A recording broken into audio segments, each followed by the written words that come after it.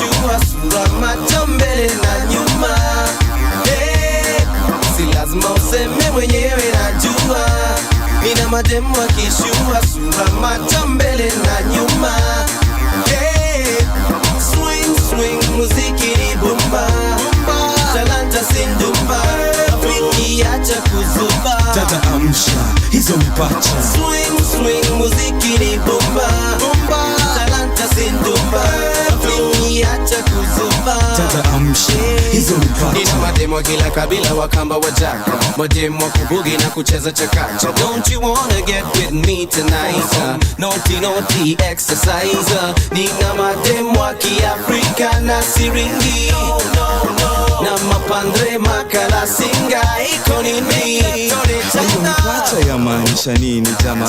Kitaka kujua kuja nami bara. Mahali kuna mabebe kadhaa. Nice bums, ala Friday Sunday tuko ndani ya taxi. Madem kama 30 kuna joto vinasti. Wengine wakonje, wengine weusi weupe, wengine dere pole pole atana na shoti. Vitendo vinafanywa ndani ya moti. Judema ameshapiga magoti. Swing, swing, muziki ni bomba.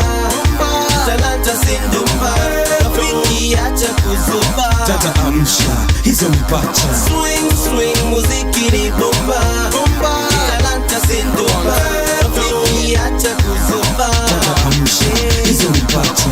Shorty nataka wakati nipakate mini skati na shati nivue mpaka mwenyewe useme utaki girl. The way you popping lazima nikustaki girl. Kwa maze itabidi nimesema ha. Lakini kwa nini mamini zinanifanya na sini na kuvua toko kwa maji kasamaki girl. Ukina mami nasimama na nasimama kinyama. Jilaze mami lala na mtalala salama. Basi fanyeni the clap. Wale uko nyuma ongezeni the toe to toe. Your boy the big toe. Si lazima useme mwenyewe najua. Nina mademu wakishua sura, macho mbele na nyuma. Si lazima useme mwenyewe najua. Nina mademu wakishua sura, macho mbele na nyuma. Swing, swing, muziki ni bomba. Talanta sindumba, rafiki acha kuzuba. Dada amsha, hizo mipacha. Swing, swing, muziki ni bomba. Talanta sindumba, rafiki acha kuzuba. Dada amsha, hizo mipacha. Mr. DJ, Mr. DJ, Mr. DJ, twende kazi wewe. Mr. DJ, Mr. DJ, Mr. DJ, twende kazi beshte. Mr. DJ, Mr. DJ, Mr. DJ, twende kazi baby. Oh we, you and me, nyash naka baby. Swing, swing, muziki ni bomba. Talanta sindumba, rafiki acha kuzuba. Dada amsha, hizo mipacha. Swing, swing, muziki ni bomba. Talanta sindumba, rafiki acha kuzuba. Dada amsha, hizo mipacha. Swing, swing, muziki ni bomba. Talanta sindumba, rafiki acha kuzuba. Dada amsha, hizo mipacha. Swing, swing, muziki ni bomba. Talanta sindumba, rafiki acha kuzuba. Dada amsha, hizo mipacha.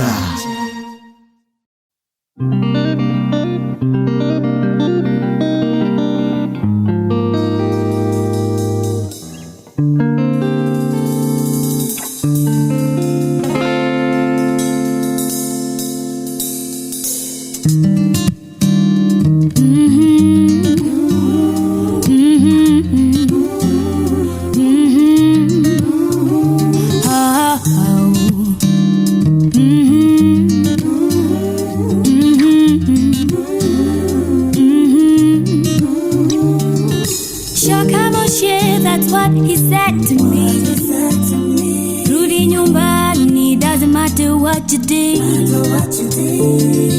Shoka Moshe, that's what he said to me.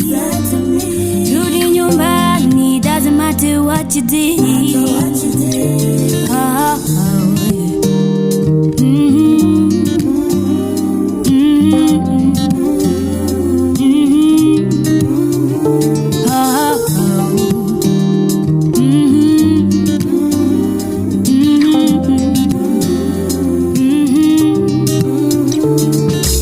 Nikwende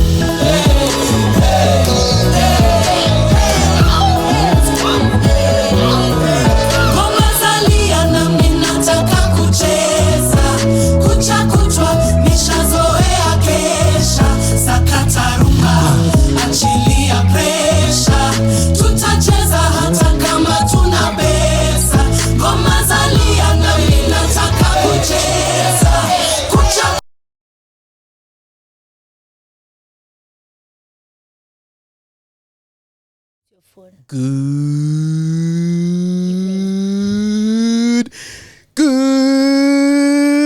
evening, everyone, and welcome to the Recovery Show. That you are not here I this am time so does excited not to be mean back. that people need your noise. I am so excited to be back. And how was your weekend? How was your Rancho Easter? was busy swimming with turtles Oh. while people were mourning the death of Jesus. Let me tell you, Maina.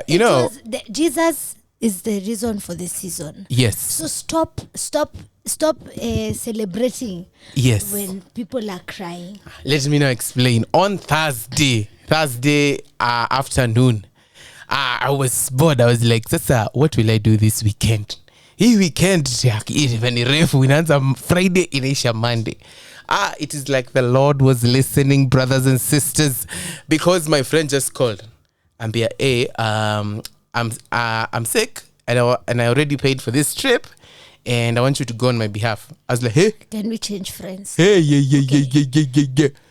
Brother, from Selling friends. Friday, Saturday, Sunday and Monday, my friend, we were sleeping on the beach. We were waking up to sunrise. You're talking like as if you're in South Africa and you're just Hey, brah, I was excited. But then, but with excitement comes drama. Because let me tell you, mind that weekend, there's a lot to unpack from that weekend. You'll tell us more about it. Well, welcome. Oh, yes. Welcome back, guys, to the Recovery Show. You're listening to Wahura Mogoye and Rancho, and today... And this, first of all, this is your weekly recap show. We are going to be talking about the things that have been happening throughout this week. There's good things, there's fantastic things, there's funny things. What has happened? Oh, let's start with the good news. What are the good news? So the good news is that as of yesterday, Saturday I'm checking my calendar once again so I can confirm. Saturday the 15th at 9:45 a.m. In hiyo jina ni ngumu, somewhere in America, in regards to SpaceX, Kenya launched a satellite that went into space called Taifa 1.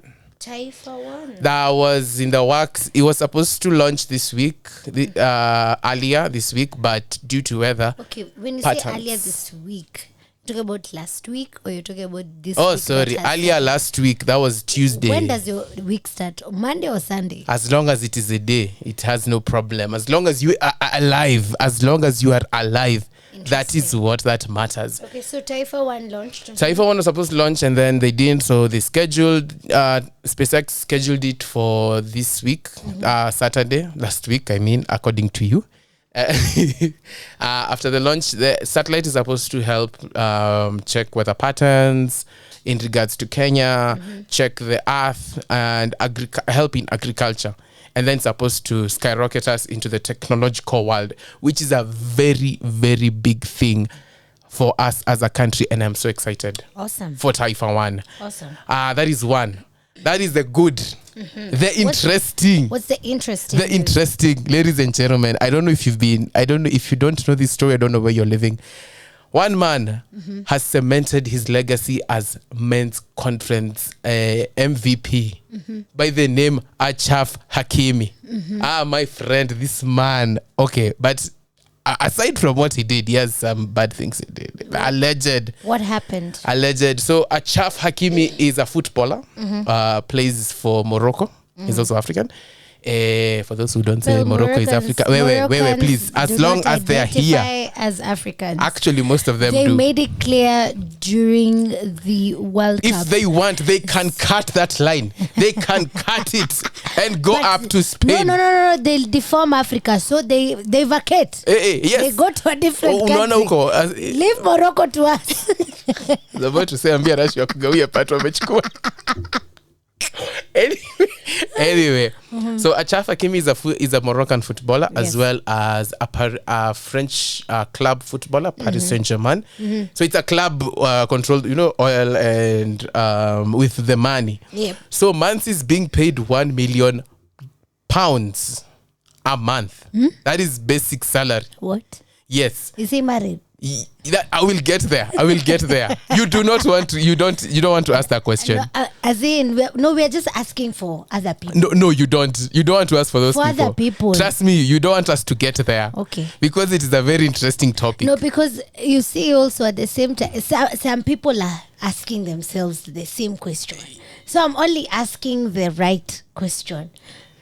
The moment we get there, you'll be changing that question. No, I promise you will be changing that question. No, we are asking. I promise you will change that question. We are asking, like, where is this money going to be used?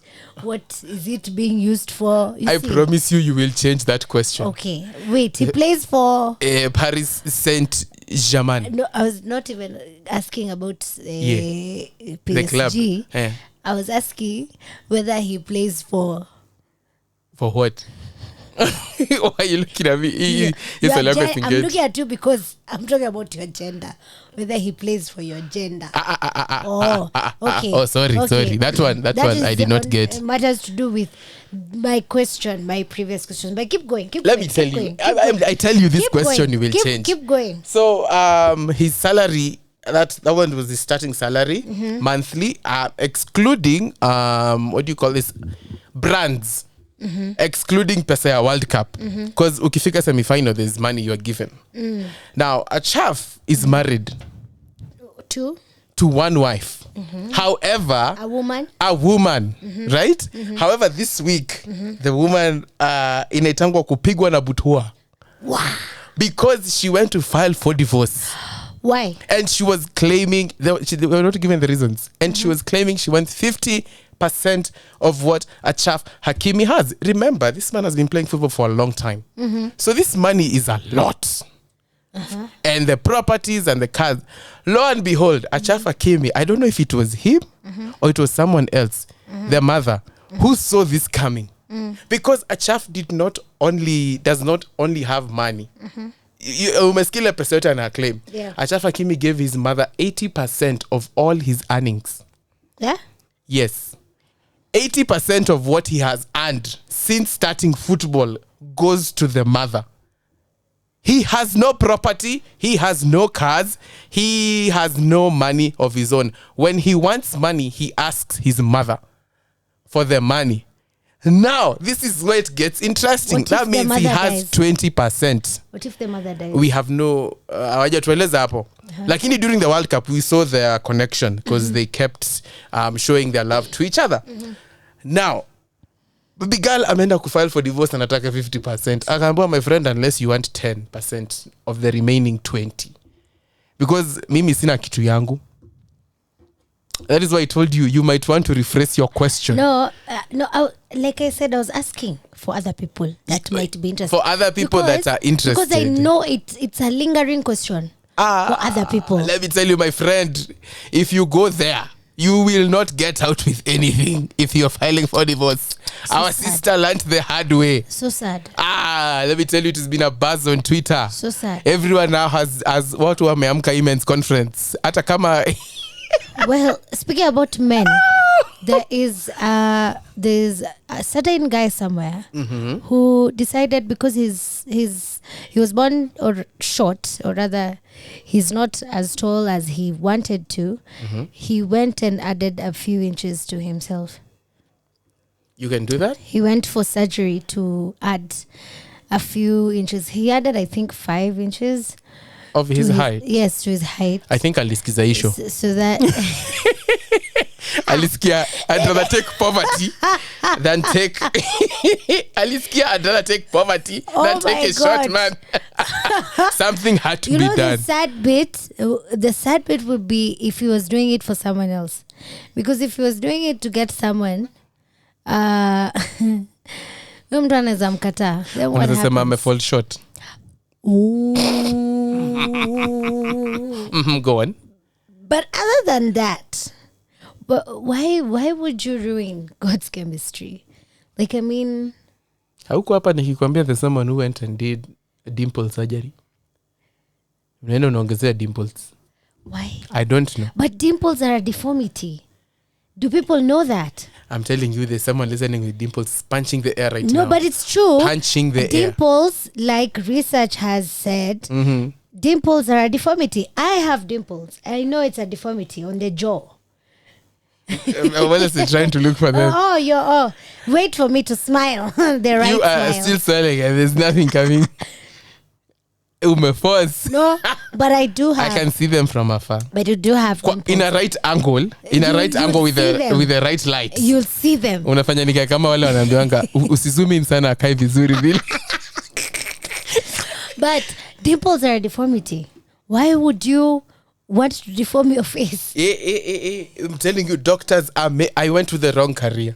Clearly. Hey. I wish I went into that career. That'd be ningekuwa Malindi. Especially Hollywood people are making a lot of money.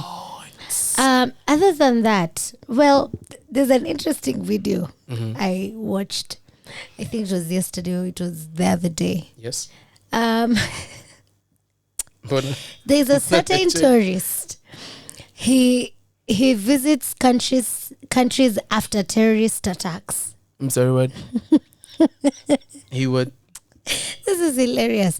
He visits countries. He was talking to some guys who were doing a live podcast on the streets, and he went ahead and said that he loves visiting countries after terrorist attacks. Why? Because you get better deals in terms of hotel stays. So like he was explaining, there's this one time he stayed at a $300 hotel for $30. Imetoka 300 ikakuwa 30. Yes. So that's like 300k to 33,000. And then he was in the tourist bus alone. Like, you get better deals. And then the security is always tighter. So the checks are better. Yeah, so you get even better, going to parks. you get better deals apparently when you travel to a country after terrorist attacks. So like right now that South Sudan is going through that Phase. situation. So he'll go to South Sudan now. So yeah, he traveled to South Sudan. He'll wait after everything is calm now, so he can go then. He'll get better deals then. Oh my God. That's a very interesting life hack. That's a life hack. Sasa juu tumetoka maandamano atakuja. So my question would be, is that a psychological problem, or is that I think he just is that saw survival mode, or is that psychological? Is that a psychological problem? Because you might think this is someone who loves danger. You see, loves the thrill. Or yes, he gets the thrill out of bad situations. Yes. You get.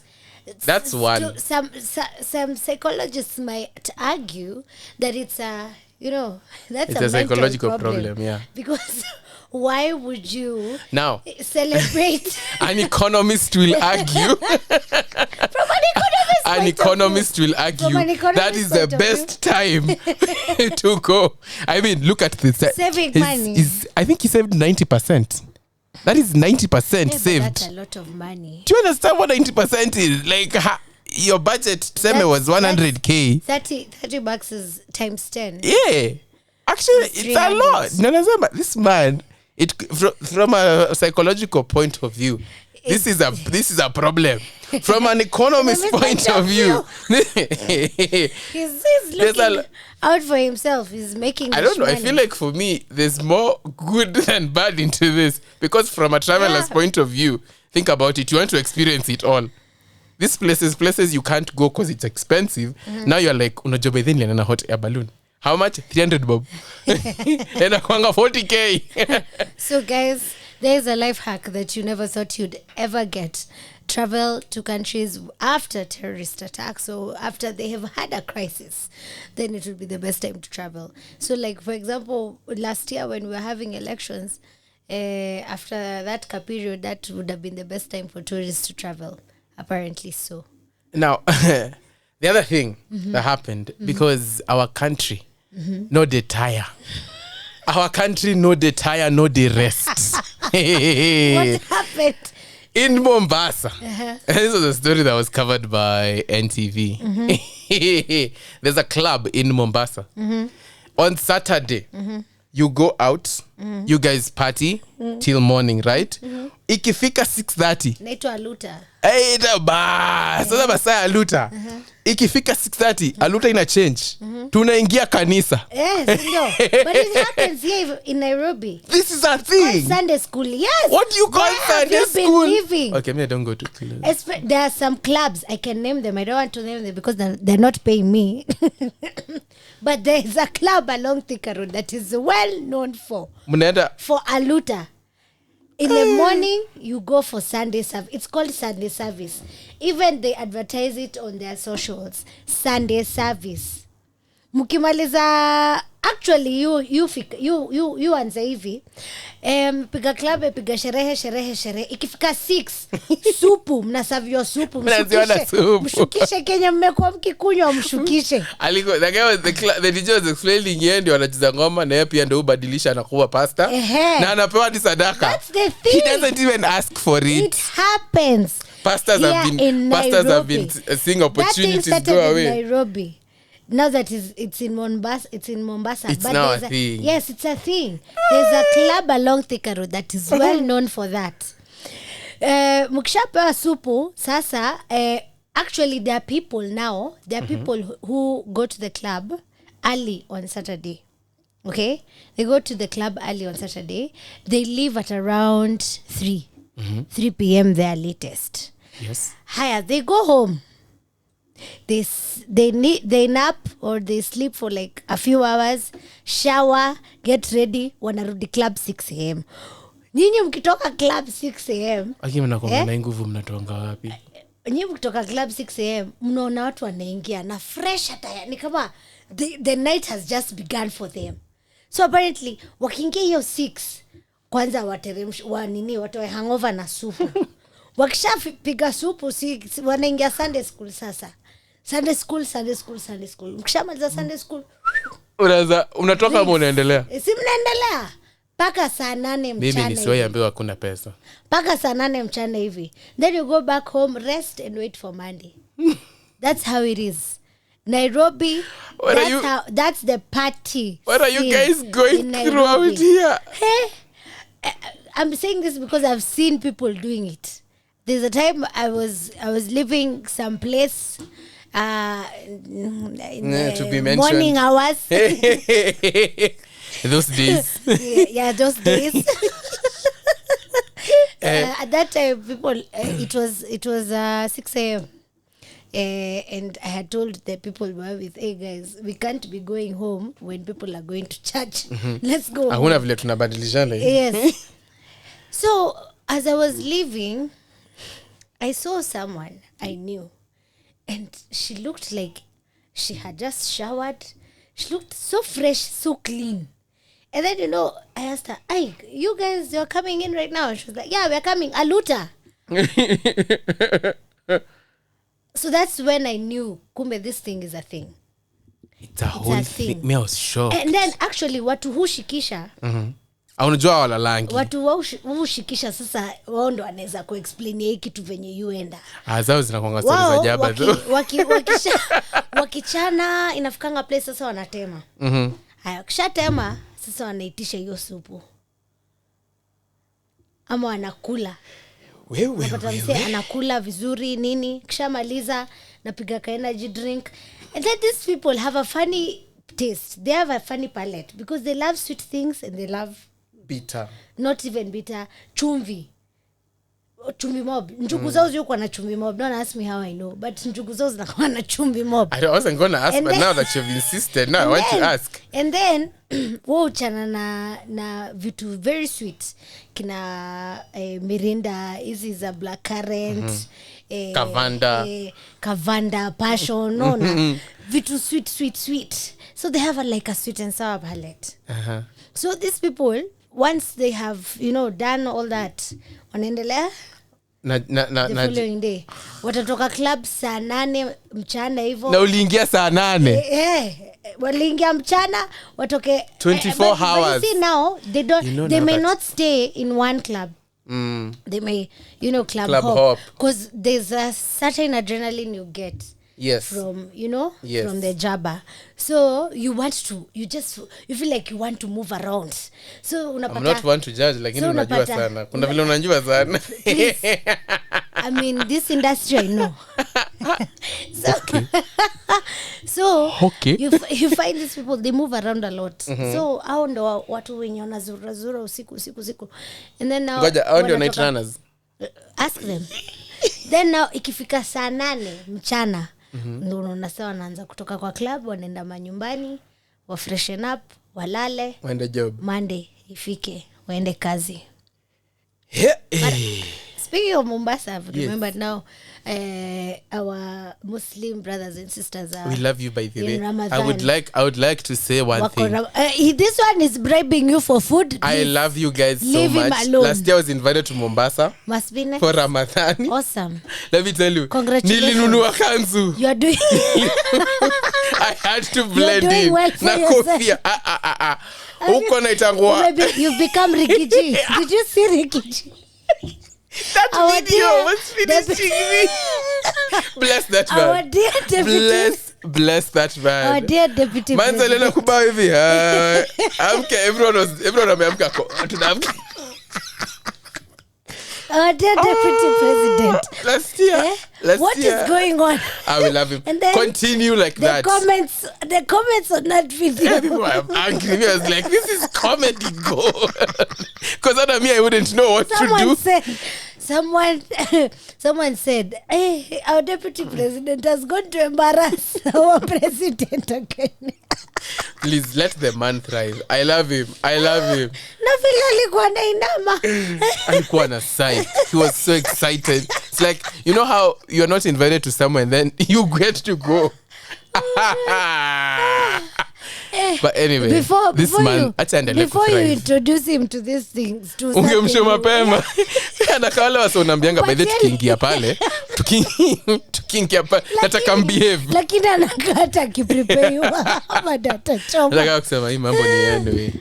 But anyway, we're going to head back into the music. But before we go, I'm going to ask you a question. Yes. That I will leave you, when you come back, you'll answer us, right? Oh, me? Yes. Me? Yeah. What kind of question are you asking me? Depends on what question you're asking. I will whether ask answer or it not. whether you like it or not. Uh-huh. Between a bird and a fish, if they were dating, where would they meet? Where, at the water. Look, thought I go soft for the intro. Lakini hunijui, didn't think so. Thought I go soft for the intro. Lakini hunijui, didn't think so. Nataka muniombe. I'm going through a lot of problems. Na ni mimi nilijiletea. Hey, niko frustrated. Sina ganji, sina do, sina pesa. Tena msupa wangu ndo uanani pressure. Ati will you take me on expensive dates? Pay for my nails and my piece and lace. Alafu ASM sina content. Buda wacha jokes walai. The exam is today. Mimi kwisha. Ai.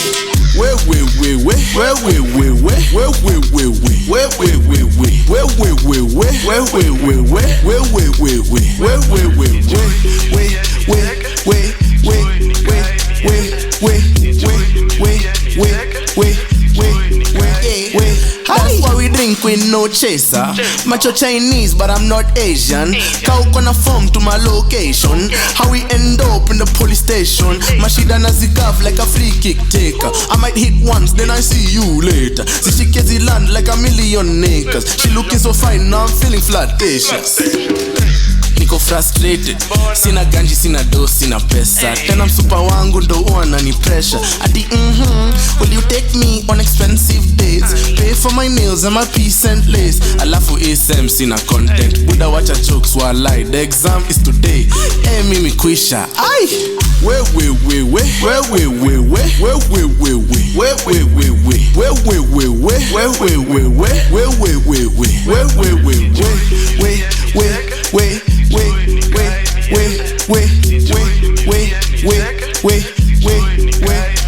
Ngori ni mingi, don't know about you. He like the dirty Sprite, thinks he carry Wahoo. Carry asking, it wasn't me who spent it, and I don't know it was who. Ati keja imetingwa, saa utadu. Ati huna rent, saa utadu. Anasema mi rap kama major genge, changanya London na Shembe Tenge. Me I'm on a different chapter, and I know so many plugs and adapter. And your nyash so big like tractor. Give a run for the money, can catch up.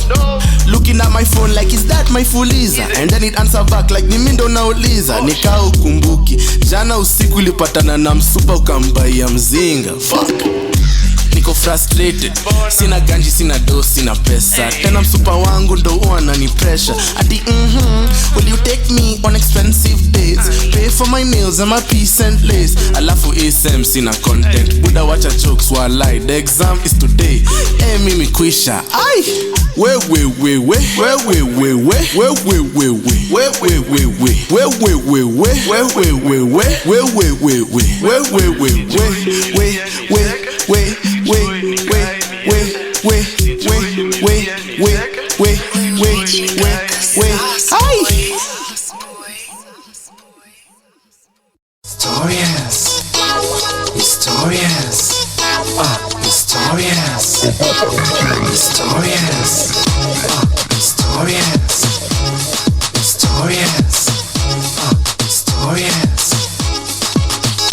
Hey DJ, weka ngoma, Jamaica, ukatika paka chemba kache. And he was saying, who's this like me?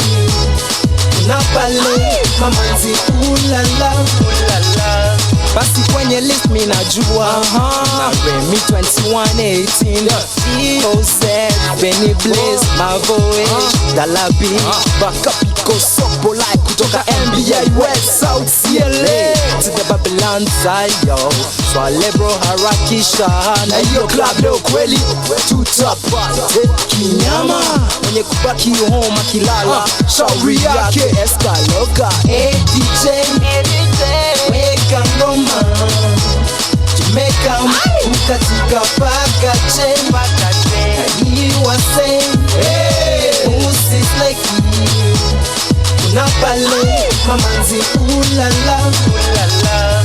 Niko wapi? Napsikiliza na tukituma figa madem ni wengi natamani kuwashika. Vipi sister, mbona kujiringa? Flow wiko empty, hebu anza kumwagika. Pale kwa pool kuna washkaji, sasa boss kapewa kinywaji. Mr DJ weka hewa, ni madem mtacheza, wacha mchezo mtacheza, ni madem mtacheza, sasa twende. Hey DJ, weka ngoma, Jamaica, ukatika paka chemba kache. And he was saying, who's this like me? Unapale, mamanzi ulala, ulala. Hey DJ, weka ngoma, Jamaica, ukatika paka chemba kache. And he was saying, who's this like me? Unapale, mamanzi ulala, ulala.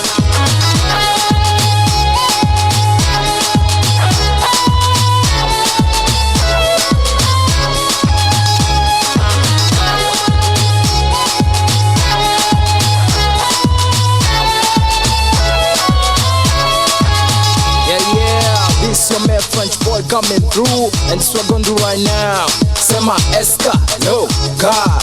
Esca, no God. Sema Esca, no God. Esca, no God. Sema hey DJ, weka ngoma. Hey DJ, weka ngoma. Sema hey DJ, weka ngoma. Hey DJ, weka ngoma. Hey DJ, weka ngoma, Jamaica, ukatika paka chemba kache. And he was saying, who's this like me? Unapale, mamanzi ulala, ulala. Hey DJ, weka ngoma, Jamaica, ukatika paka chemba kache. And he was saying, who's this like me? Unapale, mamanzi ulala, ulala.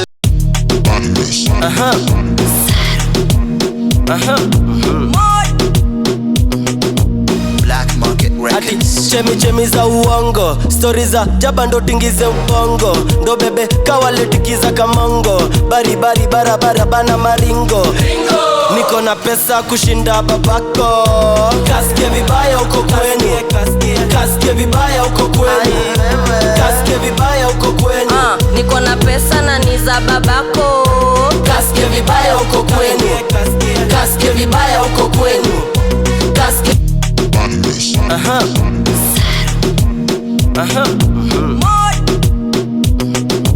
Black Market Records. Chemi za uongo, stories za jaba ndo tingize ubongo. Ndo bebe kawaletikiza kamongo. Bari barabara bana maringo. Niko na pesa kushinda babako. Kasikie vibaya uko kwenye. Kasikie vibaya uko kwenye. Kasikie vibaya uko kwenye. Niko na pesa na ni za babako. Kasikie vibaya uko kwenye. Kasikie vibaya uko kwenye. Kasikie vibaya uko kwenye. Lifika jiji nkakutana na budako, akaniambia kanivaa kwa pendagi za mamako. Kisirisiri tukakutana kwako, ni click bang tujuu ya kitanda chako. Hamna hela nini mnate seka nyinyi unalipa madeni na puchi yako. Miaka ni 20 uko chini 60 na mneti unatuvunjia mgongo. Ulinipaka chance na nikapita nako, uliponipiga intro siku ya introduction. Anani finance na school fees zako, alinipeanga info kwanza yesi babako. Unapenda wa baba hune watoto wako huruma. One shot na kwani upendi utamu wa nduma. Pesa ukutekenya sana, werudi ukakunewa baba. Niko na pesa kushinda babako. Kasikie vibaya uko kwenye. Kasikie vibaya uko kwenye. Kasikie vibaya uko kwenye. Niko na pesa na ni za babako. Kasikie vibaya uko kwenye. Kasikie vibaya uko kwenye. Kasikie vibaya uko kwenye. Najua unasikia vibaya. Mi vibaya. Vibaya. Nenda zako. Sinenda kwenyu. Kwetu wapi? Kwa babako. Mi sikutusi lakini kudadadeki. Sikudharau lakini udunga ndula feki. Uso marangi uko shua hauni seti. Cake and bake ni quality za Fenty. Chemi za uongo, stories za jaba ndo tingize ubongo. Ndo bebe kawaletikiza kamongo. Bari barabara bana maringo. Niko na pesa kushinda babako. Kasikie vibaya uko kwenye. Kasikie vibaya uko kwenye. Kasikie vibaya uko kwenye. Niko na pesa na ni za babako. Kasikie vibaya uko kwenye. Kasikie vibaya uko kwenye. Kasikie vibaya uko kwenye.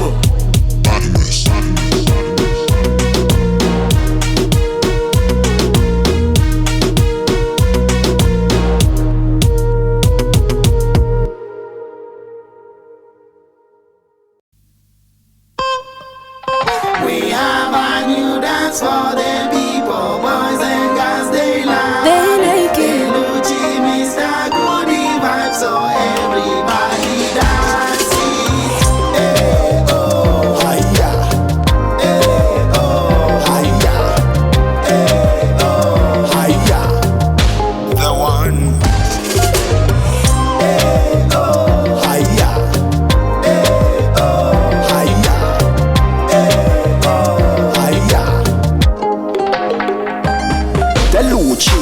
Good vibes ambassador. Now let the vibes what you wanna shanga. Who this? Call me dan da da da. Nikishika mic fire rock ta ta ta. Move your body, move your body.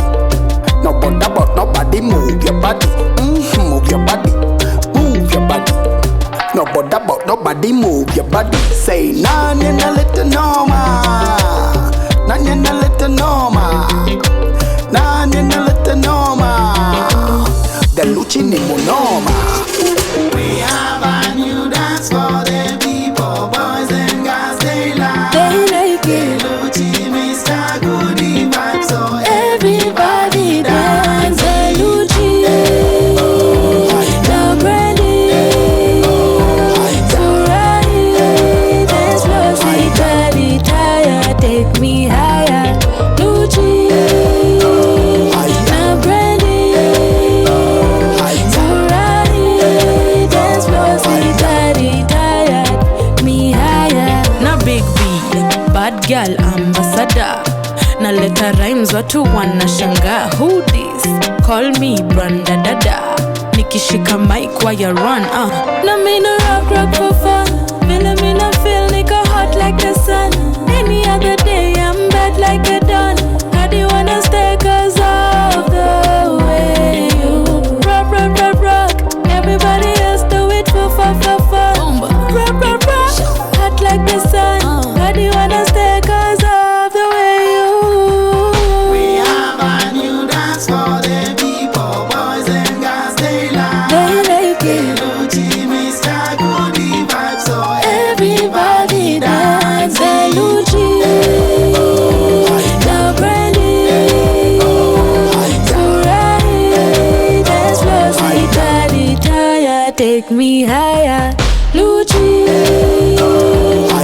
brandy, Ferrari, dance floor, sweet body, tired, me higher. Move your body, move your body. No bother about nobody, move your body. Move your body, move your body. No bother about nobody, move your body. Say, move your body, move your body. No bother about nobody, move your body. Move your body, move your body. No bother about nobody, move your body. we have a new dance for the people, boys and girls, they love it. The Luchi, Mr. Goody Vibes, so everybody dance it.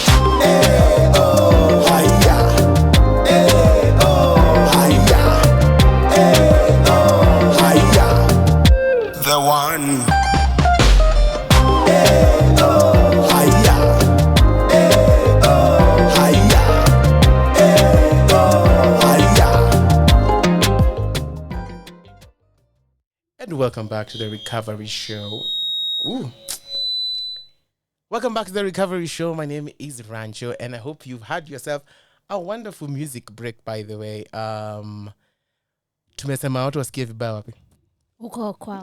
That song has stuck in. It's stuck everywhere I go. Mtu hata akisema kitu mbaya niko kasikie vibaya huko kwenu. Kasikie vibaya uko kwenu. Kasikie vibaya huko kwenu. Anyway, welcome back to the Recovery Show here on Radio 254 with me, Rancho, and Wahura Mogoye. You know, mature people use their real name.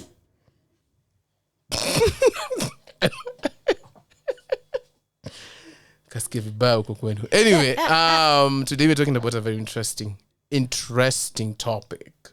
Something that I don't know how to say how you feel about this, because it's not kutouch vibaya vizuri. So we're talking about marriage today. We're talking about who is it touching, first of all? anyone that's listening that's been proposed to. This is a very interesting time for you to listen. I wish you all the best, those that have been proposed to. Yes, because my timeline is full of proposals, by the way.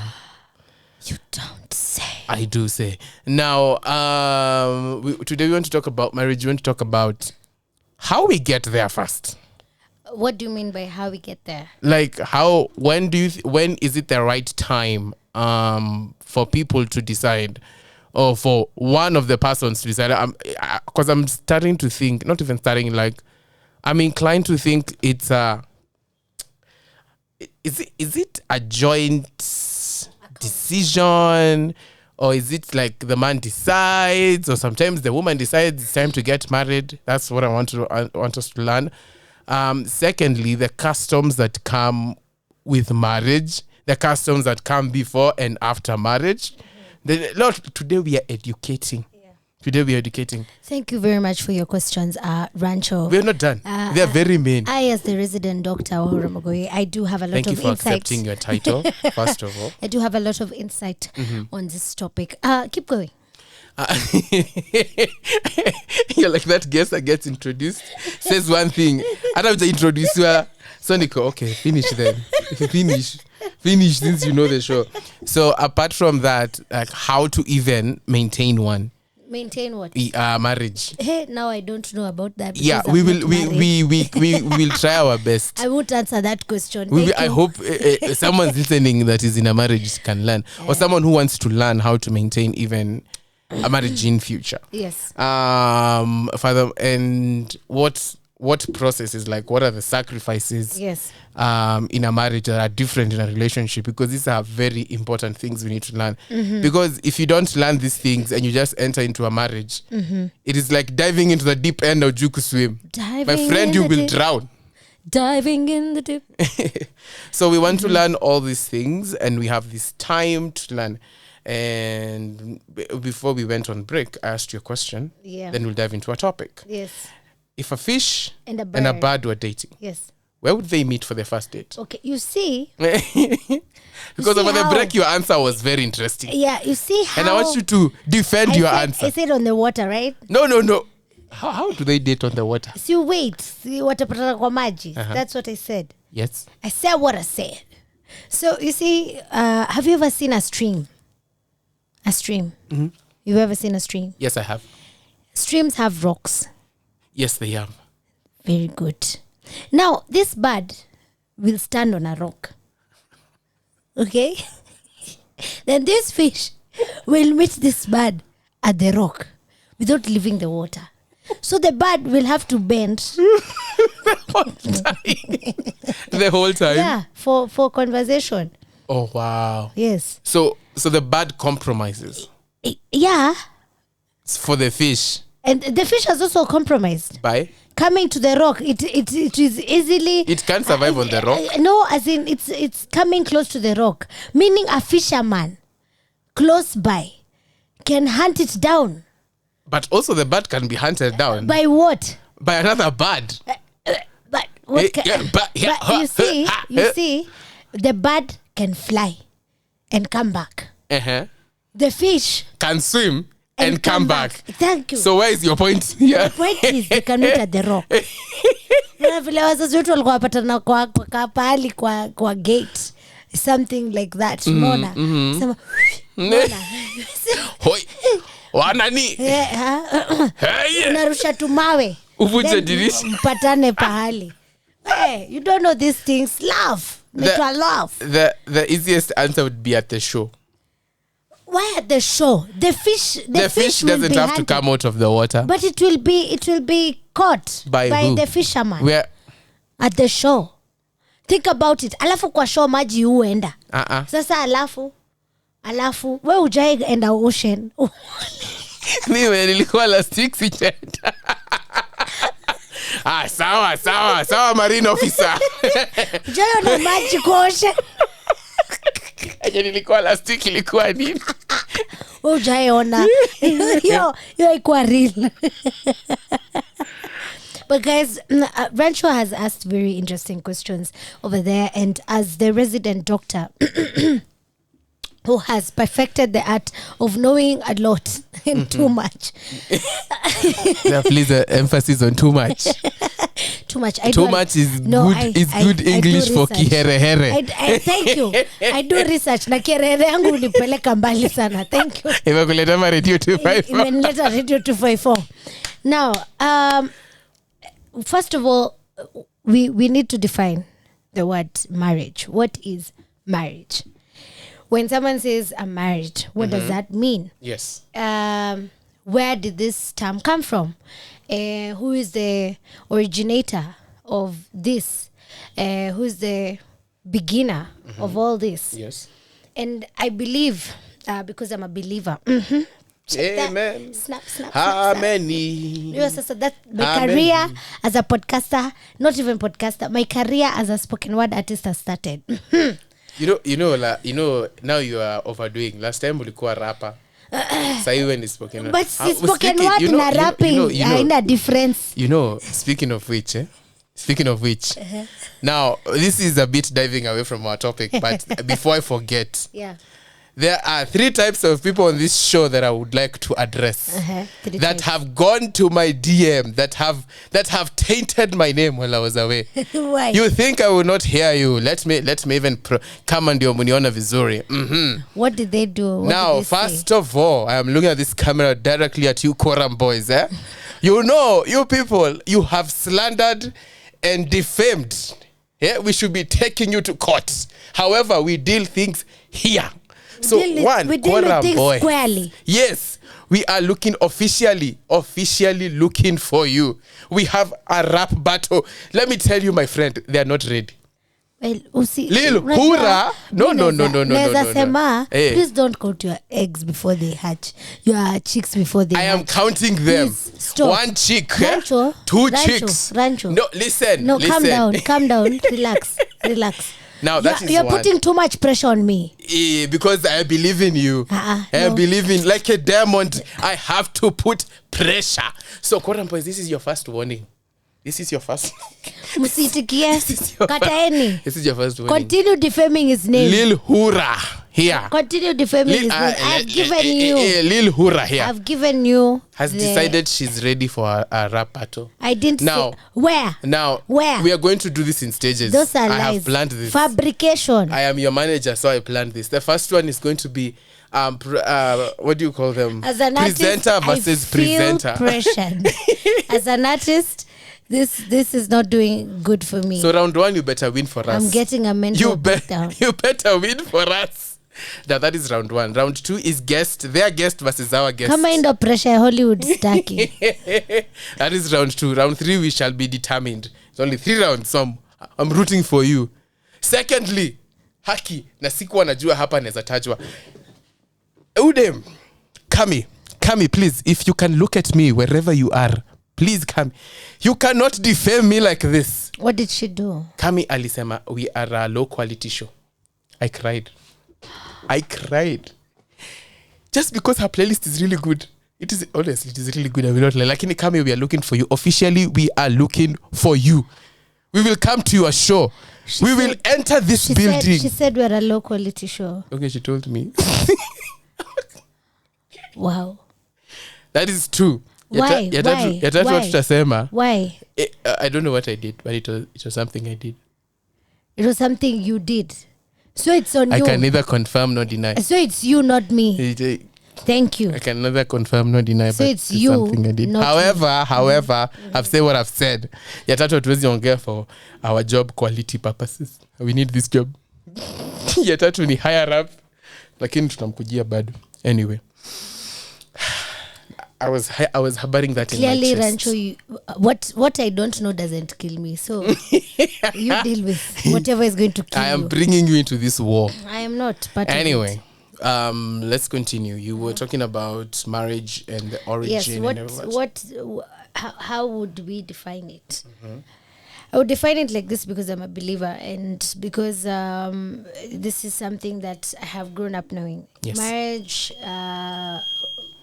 was created by God for His glory. Okay. And He saw fit that man should not stay alone. And He created woman. Yes. Yeah, woman out of man. Yes. Okay, and man and woman, according to the beginning, the first story, that's the creation story, man and woman are to come together. A man is to leave his parents' house and be joined with his wife and become one. Okay? So in that that is what we call marriage. You have left your parents' house and you have been joined with your significant other, yes. A woman. A man and woman. Become one. And out of it, God can bless you with children to continue with longevity. Yes, your legacy. Yes. Multiply and fill the earth. Yes. In short. Yes. So now, this thing of marriage, when is the right time? For me, I believe there is no specific time. There's no specific age. There's no specific time frame for it, because all of us. Someone can get married at 16. No. I mean after 18. Thank you. I mean after for clarifying 18. that. I mean after 18. Yes. Because at 18, that's when you're considered an adult. Which for me, I feel like we should check should that. be moved to 21. Hey, can you think about the things you were doing at 18? Can you even recall some of the things you were doing at 18? I can. Now, I've reacted to what you said because getting married young, oh my God, getting married young for me is a no-go zone. Because, the things that you do when you're married are not the same things you would do when you're single. Mm-hmm. When you're single, you have the freedom. I don't want to say freedom. Freedom it feels like the other side of Metrapiwa. But there's a lot of... But it's the truth. But there's a pass to a lot of things you can do because you're not accountable to anyone or anyone's feelings. That being said, from 18, 19, 20, 21, 22, 23, 24, since then, unless manze, you are very mature, those are not times I would suggest anyone to get married because then you're still enjoying your life. You're still exploring things that the world has to offer. For example, at 22, you want to go clubbing all the time. Ila sa ulikuwa unatoka ndo kutane na watu. So I was into that at that time. Now think about it. I know I can see it in your face. In your eyes, they can't lie. So then you're trying to... So at that time, you're living your life. For someone who's single, they will have the best time of their life. Me included. I had the best time of my life then. Yeah, man. So you're married? No. But from then, I didn't have any obligation to anyone. So I was enjoying my life. Now, when you're married, let's start by probably your partner is not like you who likes enjoying life. Yanapenda ku relax. So first of all, that's a problem. You can't go. Namfunza kuenjoy life kwani? Kwani wewe ulikuja Nairobi last week unafunza mtu kuenjoy life aje kata kuenjoy. So there's a lot of constrictions, I would say. And that leads to people wanting to do things the way they want to out of respect of their married person because huyu msee hataki kufanya kenye unafanya. Which brings to a lot of conflict. So I would advocate if you want to get married, and this is just my personal opinion, from 25, late 25, if I would say, is where I think, for me personally, my belief is where you should start considering to get married. The reason why I've said it depends on an individual and there's no specific time is because there are people who mature early. There are people who, by the time they are 24, they're 25, they already have it figured out. They already know what they want in life. They already have, a vision. They have things going. They've already decided this is the path I'm taking and this is what I want. And there are people, by the time they are 25, 26, they're still figuring things out. Yes. Okay. And for them, they would put marriage at a pause. Okay. Mm-hmm. And there are people who they decide, you know what? I don't think this thing is for me. Mm-hmm. There's also that category of people, and Paul talks about them in the Bible. Mm-hmm. Talks about staying celibate and whatnot, but today we're talking about marriage. Now, like I said, I don't feel there's a specific time, but according to society, and according to our forefathers, according to some people, ladies should be getting married at around 24, 25, 26, thereabout. For guys, it's 29, 30, 31, 32, 33, thereabout. So that Whoa. so the age So I'm difference. almost there. So the age difference should be slightly significant, like 4-5 5 years age difference would be a perfect match because, again, women mature faster. I don't like how you looked at me when saying that. Women mature faster than men. But again, there are men who mature mapema. Okay? But I feel as time has gone by, as we have progressed and modernized our lifestyle, some things have changed. These days, people are getting married at 21, 22. I used to see that with white people a lot. But now, okay, our parents, most of them got married young, the early 20s. And then there came this wave of people who are getting married 24, 25. That was such 26. a different time for them. Yes. And then now we're having, let me call them Gen Zs, because we have Gen Zs right now getting married. And then we have millennials who wakaidi kama wako na haraka. Hai, unatuharakisha mbona. We have some millennials who nimesikia hapo umetaja age fulani niko hey. But there's something I was telling, I've told some people this past week, that it gets to a time, especially for ladies, I don't know if I'm the only one who has experienced this, but I feel like it gets to a certain age. If you are not married by then, your mindset about marriage changes. Or rather, you no longer, your desire for it, I don't know if your desire, for me, my desire has gone down to get married. And it's because my mind is focused on other things. Okay? But you're not closed off to the idea. Well, we don't know. We don't know. We will see what the future holds. Yes, we don't know. Okay. We don't know. Okay. Let's wait for the future. Lord. But I'm at a point in my life where I feel I'm still focused on other things. Okay?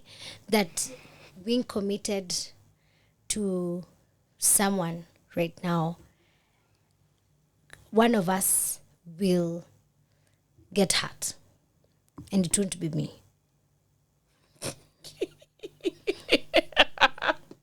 Hold up, Daktari, hold up. That is a very interesting statement. But I don't talk about personal experience. No, but you have to talk about that statement. What do you mean by that statement? I mean this, Daktari, please, I mean, talk to us like children. Explain to us in terms of children. Yes. I mean, I may not have the capacity to be there for this person as I should. Because in a committed relationship, you need to be there for this person. Yes. Emotionally, mentally. Don't want to say the other things, but I feel like emotionally and mentally, I may be unavailable. So it would be best unaendelea tu na life to, kwa sasa we focus on other things. unaendelea tu na life. But mi naweza sema again, marriage, like as I've come to learn, may not be for everyone. Yes. Okay? And we should stop giving people pressure when they get to a certain age. I used to think that once you're done with school, you should get married, start having kids and move on with life. But nobody talks about career advancement. Nobody talks about, especially for women, because women if you look at it, women sacrifice a lot when it comes to marriage. Because this woman has decided to get married, since now she's the one who is submitting to an authority. She has to sacrifice some things about her, or some things like her career, because kids come along the way. Yes. So that means she has to put a pause. set some some time apart to raise Please, children. emphasis on put a pause, not completely. Well, there are people who completely say goodbye to their careers because they've decided to become family people. Yes. Full time, which there's nothing wrong.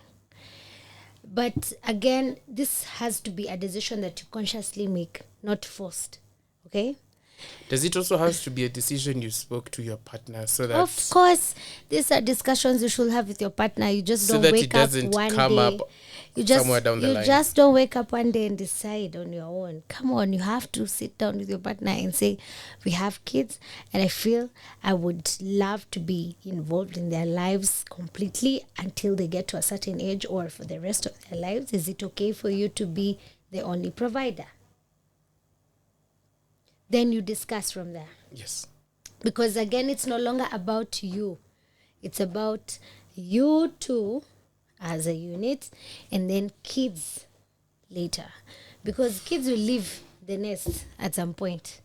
Then it will be left the two of you. And I feel when it comes to marriage, it's not something to just rush into. My friend, you're committing for the rest of your life. Imagine for 25 years umeishi kwa nyumba ya wazazi wako to one partner with your siblings na hamjaelewana, unashindanga umeshangaa, what's wrong with this one? And then now you're moving in with someone you don't know. Someone you're learning to know. You keep learning about them. Even when you get to 50, you're still learning about them. It's not something to joke around with. And unfortunately, we are living in an era where people are treating marriage like as if it's just a walk in the park. It's not a bed of roses. You have to understand that in as much as it's a beautiful institution, you need to think hard about it. What are you getting yourself into? Because you're committing for life. You're saying, till death do you part. Till you die. Till you're no longer a part of this earth. Till you're 6 feet under. And until you understand the weight of the vows, if you have ever been to a wedding and listened to the vows, you know what I'm talking about. There are people who cry while saying those vows because it hits them then. By the way, this thing is true. This thing is serious now. This is serious. There's a certain lady a few weeks ago who was sharing about engagement and the proposal bit and whatnot. And I sat and I asked myself, by the way, nobody gets to talk about the engagement process. Like, actually, that's what I was going to ask you that. When the guy goes down on one knee, yes, and now he's professing his love and he's saying, I would love to get married to you. Will you marry me? And that was part of the question I was asking you, because engagement is part of marriage. Yes. Now, when someone, and that's what I was asking, do you talk to your partner before they engage? It should. Like have a discussion on, I feel like we're at a point where maybe we should consider the option of getting married. You should. Or, because now if you just propose out of nowhere, and we never had that discussion, and I was not ready for this. Because you should, because first of all, why, okay, the question is, why were you dating in this place? Of course, when you're dating, these things need to be discussed. They need to be discussed. You need to discuss. When you start dating, you need to have that conversation. Oh, by the way, I'm dating you so that I marry you. If you don't think you and I can work, there's no need of us wasting each other's time. But unfortunately, watu siku hizi wana date just for the sake of dating. Asemanga yako na boyfriend, asemanga yako na girlfriend. For the status part of it. Yes. But in general, the purpose of dating is to get to know this person. After you've gotten to know this person and you have liked their character beyond what you are seeing previously, you've liked maybe how they smile, how they joke, you've interacted with this person, you sit and think, especially for the man, you sit and think, by the way, you know what, I think I would love her to be part of my life forever. So you sit down with your partner, have this conversation, ask those difficult questions. Muulize what's their take on some things like having a family home, you know, by the time you're proposing, you've gotten to understand. You've done your research. You've gotten to understand the way this person thinks. Mm-hmm. Okay? You've gotten to understand what's this person's view on life, in marriage, in kids, and family. You've gotten to learn the most important bits for you, the do's and the don'ts, the deal breakers. You've gotten to understand that. By the time you're proposing, you should have gotten to understand that. Mm-hmm. So, before proposing, of course, you have to sit with your partner and have this discussion and say, by the way, according to how you see our relationship has gone, or rather the direction that has taken, do you think it would be fit for us to get married now? Or what is your position? Should we continue in a marriage? Should we break up? You know, those things. Then, if you have understood your partner's mind, they think and they think they are ready, propose. But now, this is the funny bit. There's someone who is saying, when you get proposed to, that's when now it starts hitting you. What do you mean hitting you? Like That's now hitting this relationship is serious. This thing is real. Yes, I ordered to end out. Inaitwa Hizo siku zote nilikuwa na kupost. Inaitwa pregame sasa. Pregame uko guy tenda kukua wife ya mse.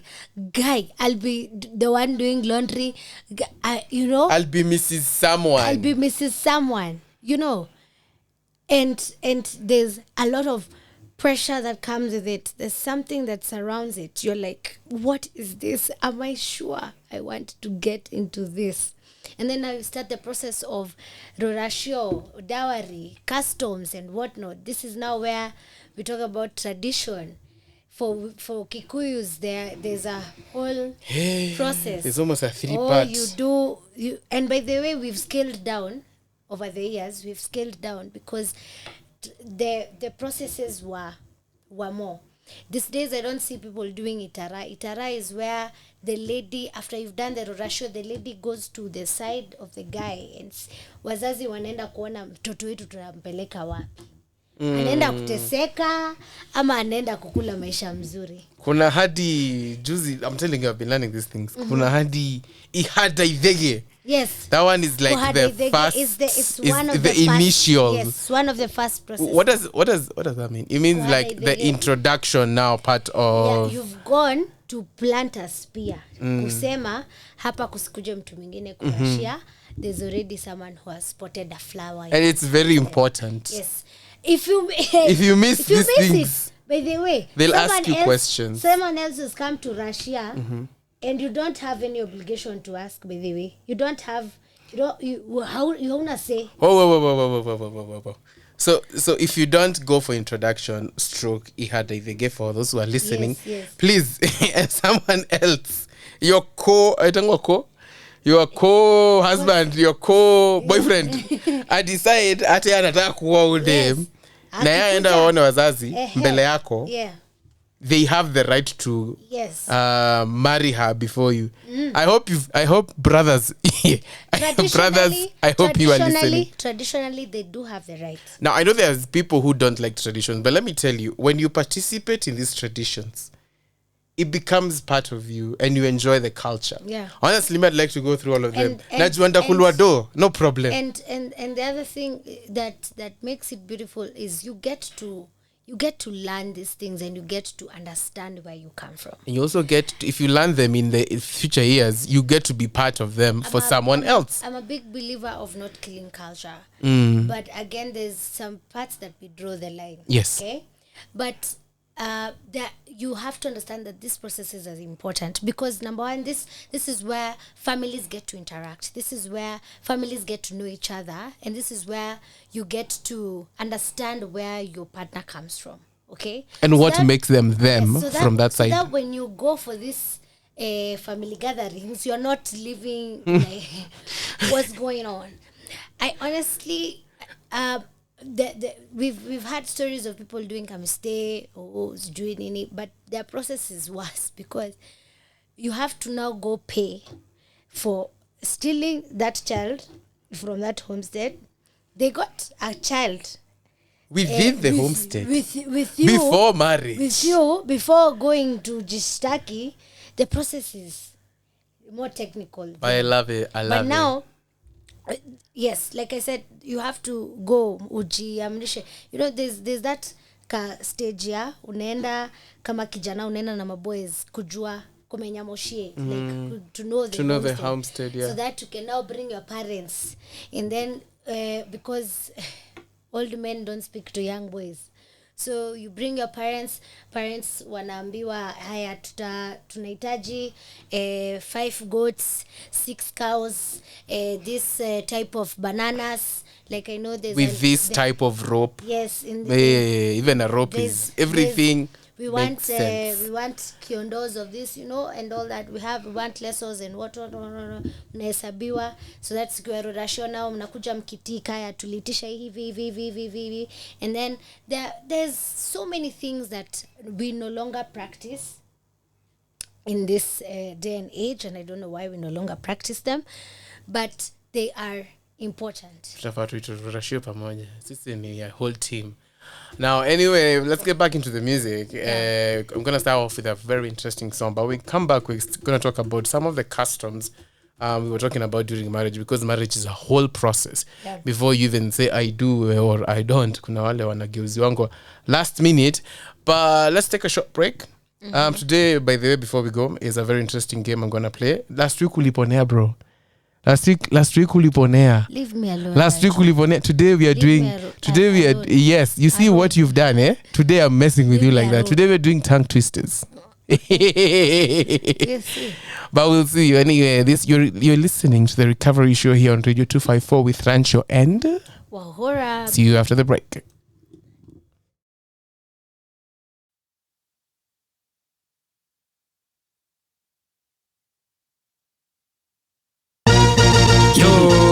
So man a kingdom choir, come on see how the kingdom representing. Yo man a kingdom choir, come on see how the kingdom a done this. What a friend we have in Jesus.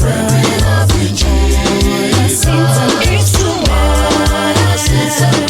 What a privilege to carry everything to God in prayer. Testing, mic check 1 2. It's very interesting what God can do. Ragamuffin old school, you can call it part 2. J-Fam, long boy, Monga now, 1 2. Man my king, I know none can down me now. Father God him a the realest one, him a mighty. I know none can pull me down. Father God him a the man a the top. Such a love like this me I coulda never see. Me I say me I coulda never see. Such a love like this me I coulda never see. Me I say me I coulda never see. What a friend we have in Jesus. Sins and griefs to bear. What a privilege to carry everything to God in prayer. Hey, Ina, got me heart clean. Christ in my life, everything clean. Told me a sinner, love and affection. I love me go sing, but true love me feeling. Yo, biggity God in my heart and in my soul. Do not if you make me bolder. Jehovah Shammah, him alone for you me shoulder. Come me Father God, for you me go the border. The one you blaze up the fire. So me blaze up the fire for the wicked man, the liar. Jah is a iron, I this kind. I'm gonna fly up in this kind. What a friend we have in Jesus. Sins and griefs to bear. What a privilege to carry everything to God in prayer. And if you love this, your tune say Father. Father say Father. And if you love this, your tune say Jesus. Jesus say Jesus. And if you love this, your tune say Father. Father say Father. And if you love this, your tune say Jesus. Jesus say Hii ni ya watu wana dreams valid kama Lupita, faith mob kama 2 Peters. What a friend we have in you Jesus. Kila kitu tunataka tunaitisha. Dreams valid kama Lupita, faith mob kama 2 Peters. What a friend we have in you Jesus. Kila kitu tunataka tunaitisha. What a friend we have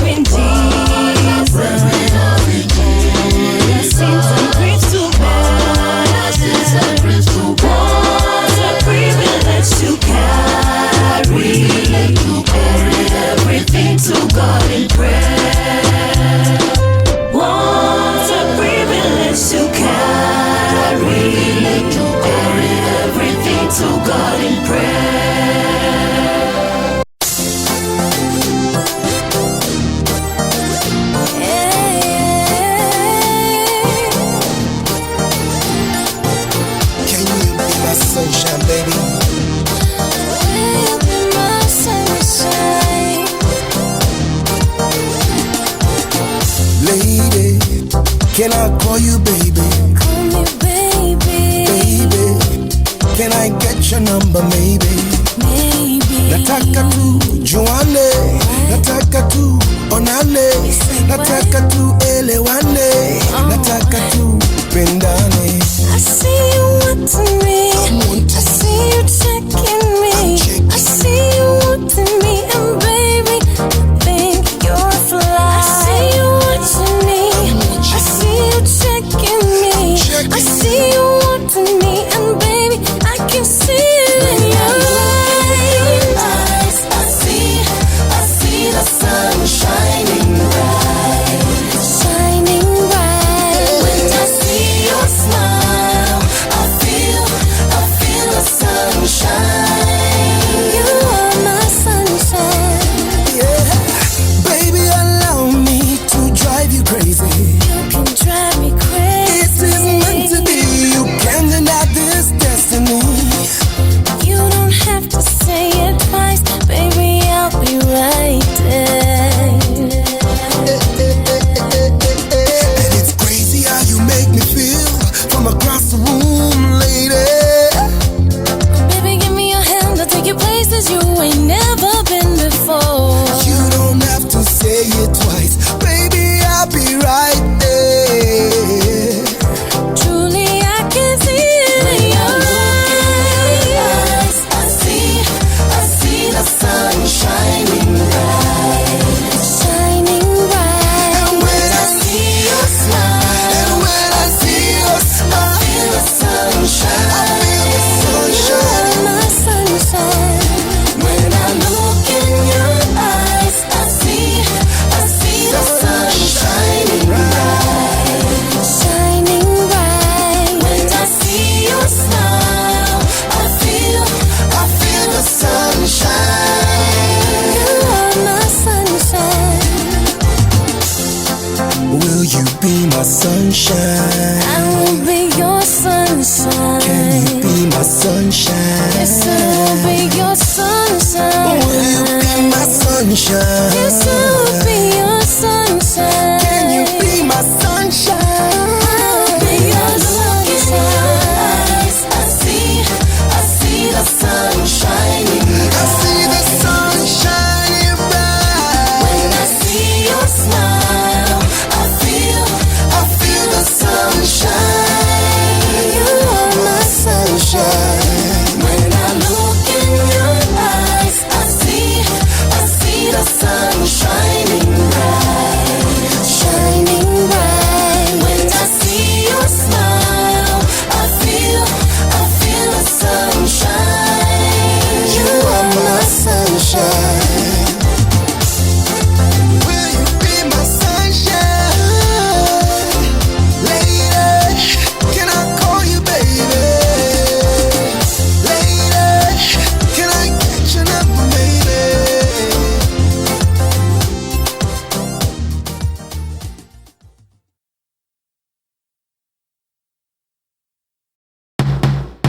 Only you, babe. Only you, babe. You're my only one. My only one. Some say a fool never changed his mind. Well, maybe, baby, I'm a fool for you. Mapenzi kipofu, kipenda maovu, huoni. Oh, love is blind, never seemed so true. When I'm broke, natumianga bro, please call me. Akipiga naomba do, mbona kuna message nazitumanga, send me money. To cut a long story short, yo, vumilia na mimi. Please don't leave me, don't let the money fool you. Sponsors just wanna use you. Namwambia mtoto wa mama siharibike, ananishoni biashara tu, na siwezi mshibisha na panganga tu, na mwezi ukiisha sina ujanja, na renti kidishwa wanga planda. Oh baby, baby, kwa nami wakati sina, leo sina kitu, kesho nitafanikiwa. Na nikibarikiwa, ahadi yangu ni sitasahau mali nimetoka nawe. Baby, kwa nami wakati sina, leo sina kitu, kesho nitafanikiwa. Na nikibarikiwa, ahadi yangu ni sitasahau mali nimetoka nawe, baby. Only you, baby, you're my only one. My only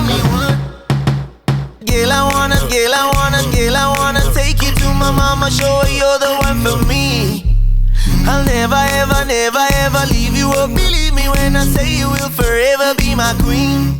Yule nalana ye kwa dhiki, talana ye kwa faraja. Ahadi yangu ndio hiyo, kama pamoja tumelia, tutacheka pamoja. Wow, vumilia na mimi, please don't leave me. Don't let the money fool you, sponsors just wanna use you. Mtoto wa mama usiharibike, yeah. Whoa, baby, kwa nami wakati sina. Leo sina kitu, kesho nitafanikiwa. Na nikibarikiwa, ahadi yangu ni sitasahau mali nimetoka nawe. Baby, kwa nami wakati sina. Leo sina kitu, kesho nitafanikiwa. Na nikibarikiwa, ahadi yangu ni sitasahau mali nimetoka na wewe. Yeah, mali nimetoka na wewe. Yeah. Okay, sana icheza kabubu. Baby no more talk, just do. When time kama buyu, stay kwa chini uko juu. Forever be my only one. Tukiachana itaniuma na jua kuna niga na ngoja nichome aruke ndani ka super sub. Usiache i happen, shikilie kasiri. You make it in life then, kushikilie pia mimi. You make me whole baby, don't let me go, stay beside me. You make me complete, how will my heart beat without you? Baby, kwa nami wakati sina. Leo sina kitu, kesho nitafanikiwa. Na nikibarikiwa, ahadi yangu ni sitasahau mali nimetoka nawe. Baby, kwa nami wakati sina. Leo sina kitu, kesho nitafanikiwa. Na nikibarikiwa, ahadi yangu ni sitasahau mali nimetoka.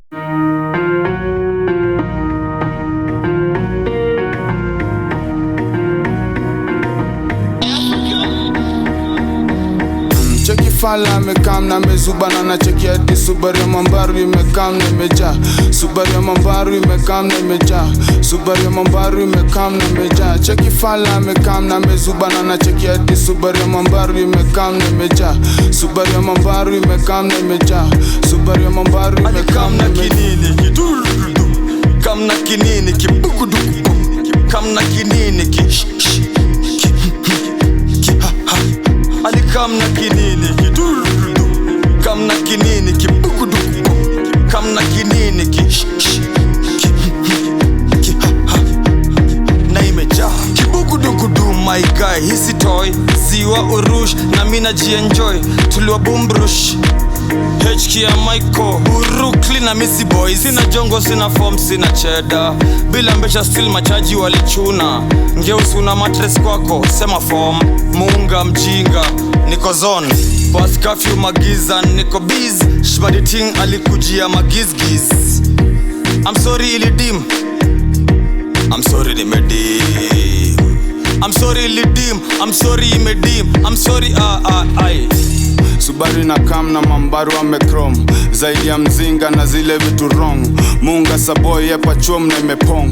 Digitali jabakali shikisha na dosh. Maisha posh na maomre wa palent kana nkoch. Taxi na magego za ugoro zinawaka shinda torch za magwatch. Idhani mbaya lola mbota lola watch. Yeah, kwa idarasa mindo teacher mindo coach. Zimewaka zimeliet zimemwatch. Mbare ya gadeshe atuna kasheshe. Maybe tukdiokore na tukufanyage patient. Boom Yeah. Boom. Cheki fala mekam na mezubana na cheki hadi Subaru ya Mambaru imekam na imejaa. Subaru ya Mambaru imekam na imejaa. Subaru ya Mambaru imekam na imejaa. Cheki fala mekam na mezubana na cheki hadi Subaru ya Mambaru imekam na imejaa. Subaru ya Mambaru imekam na imejaa. Subaru ya Mambaru imekam na imejaa. Kam na kinini kibugudu. Kam na kinini ki Ali kam na kinini kidur. Kam na kinini kibugudu. Kam na kinini ki mshika za ki white boy akiwa madu ya riomo na cocktoy. Icho kidiu raisi kufanye winge kwa soil bro, na kidiu ragudungwa na rock boy. Boy atuitishi ruhusa kuguza, tunaishi nchi raisu tundura, na ukisnitch juu ya click unasundwa. Shock deli tunakam kuchunguza umbwa. Cock dating ka umekam kutunyuria, finger imekwama kwa trigger unabuya. Sikam ukiwa steam ka utaki kupanguzwa, ni genje njege walikam kuwa tuma. Alikam na kidudu tum kama hawamini unaweza kugulum. Saizo chaba ni maini na kindukulu, walifanya zote zishuke chini pungulu. Atiskade amechange Atiskade amechange. Kwani una-expect nini fadhi akikubless? Ni mapupu bitch nigga manze kuva vest. Cheki dosh hakuna haraka manze tuwapeleke mos chungo sipate baraka waseme ni wash lifanya utoe kila kitu kwa mbosho. Kina waka popote umoroto matoa msupa wako akipewa kiboko. Cheki fala amekam na mezubana na cheki hadi Subaru ya Mambaru imekam na imejaa. Subaru ya Mambaru imekam na imejaa. Subaru ya Mambaru imekam na imejaa. Cheki fala amekam na mezubana na cheki hadi Subaru ya Mambaru imekam na imejaa. Subaru ya Mambaru imekam na imejaa. Subaru ya Mambaru imekam na kinini kidurudu. Kam na kinini kibugudu. Kam na kinini ki Ali kam na kinini kidurudu. Kam na kinini kibugudu. Kam na kinini ki na imejaa.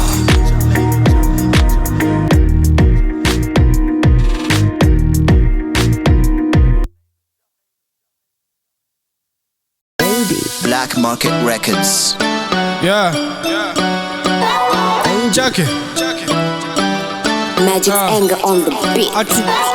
Bajuka ni kama unarusha mamikono tingisha kichwa chungu sivunje kisogo teremuka kakonokono. Basi ni kionjo twende mamiondoko mamio ndoko mamio ndoko mamio ndoko. Sasi inadonjo wasi ni kumoto mamio ndoko mamio ndoko mamio ndoko. Sasi inadonjo wasi ni kumoto. Kaleyke dance cheki Kaleyke. Black Market Records. Yeah. Jackie. Magic's anger on the beat.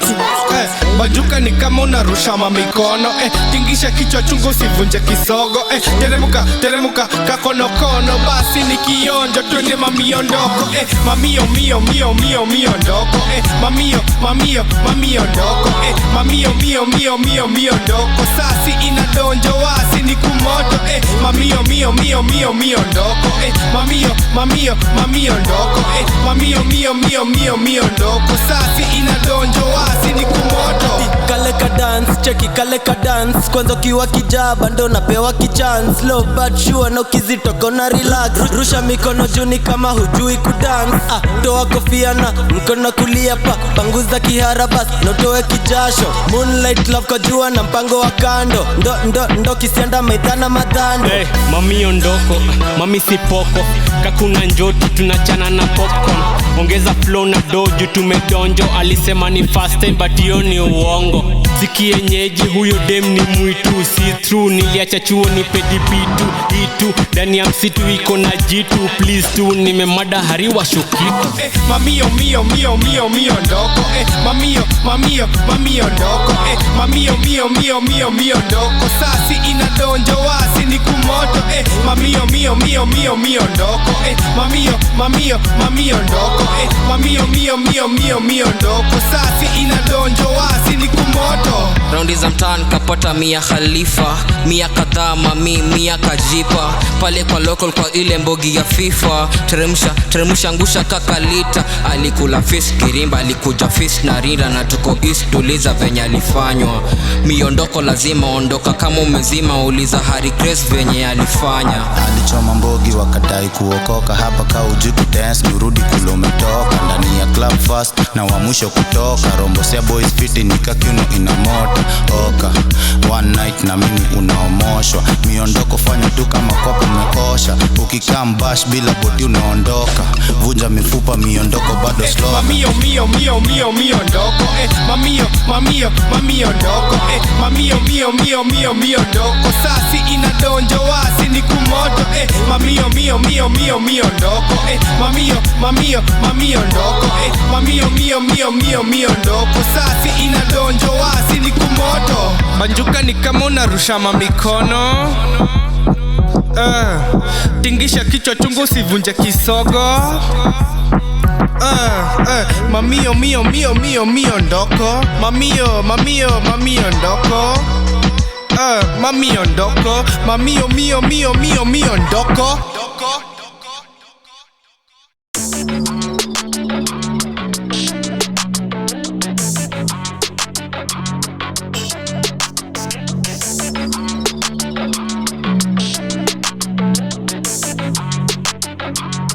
Yeah, I do for the culture mimi culture na catch nishatwa masingo unataka project yangu ni art yeah chilla the prophet nasema no ki happen wah the better the concept the brighter the lights the bigger the show na kushow kitu new na ntanidu ni trust just once jua tuka uneza idu take chance na mi kudeliver ni mass undercover na siezi relax zoezi piga na diet match mwezi mzima maveji manyama rodi kwa sana washasema weni performer asante ka already unaiona yeah this is a toast to all of my day ones chungeni police mapedi wameingia kwa venue na trees already komoshi inakuja na breeze I love it. Then the showman said, come see me live on stage. The night will be amazing, one you will never forget. It's all for you. I made this gift for you just to show I love you. I really do. Na do for the culture mimi culture na catch nishatwa masingo unataka album yangu ni art lazima imarinate ikitoka jikoni unasalivate hata kama unanichukia unashindwa kuhate nimepanga mishoni unafoni trace niko live yeah na tisho ya white na Nike air na siku ya mine na kam ngojea Shin City ni fiam tokea I'm the mayor kitu you can't compare stage ya mine na theirs itakuwa ni so unfair I'm aware kitu nadua na copy and that's how I like it yeah I'm here to inspire you guys ikiatu ni mbaya kiprice nilifiatu ni kama kutry vitu anakata kutry come see me live on stage. The night will be amazing, one you will never forget. But it's all for you. I made this gift for you just to show I love you.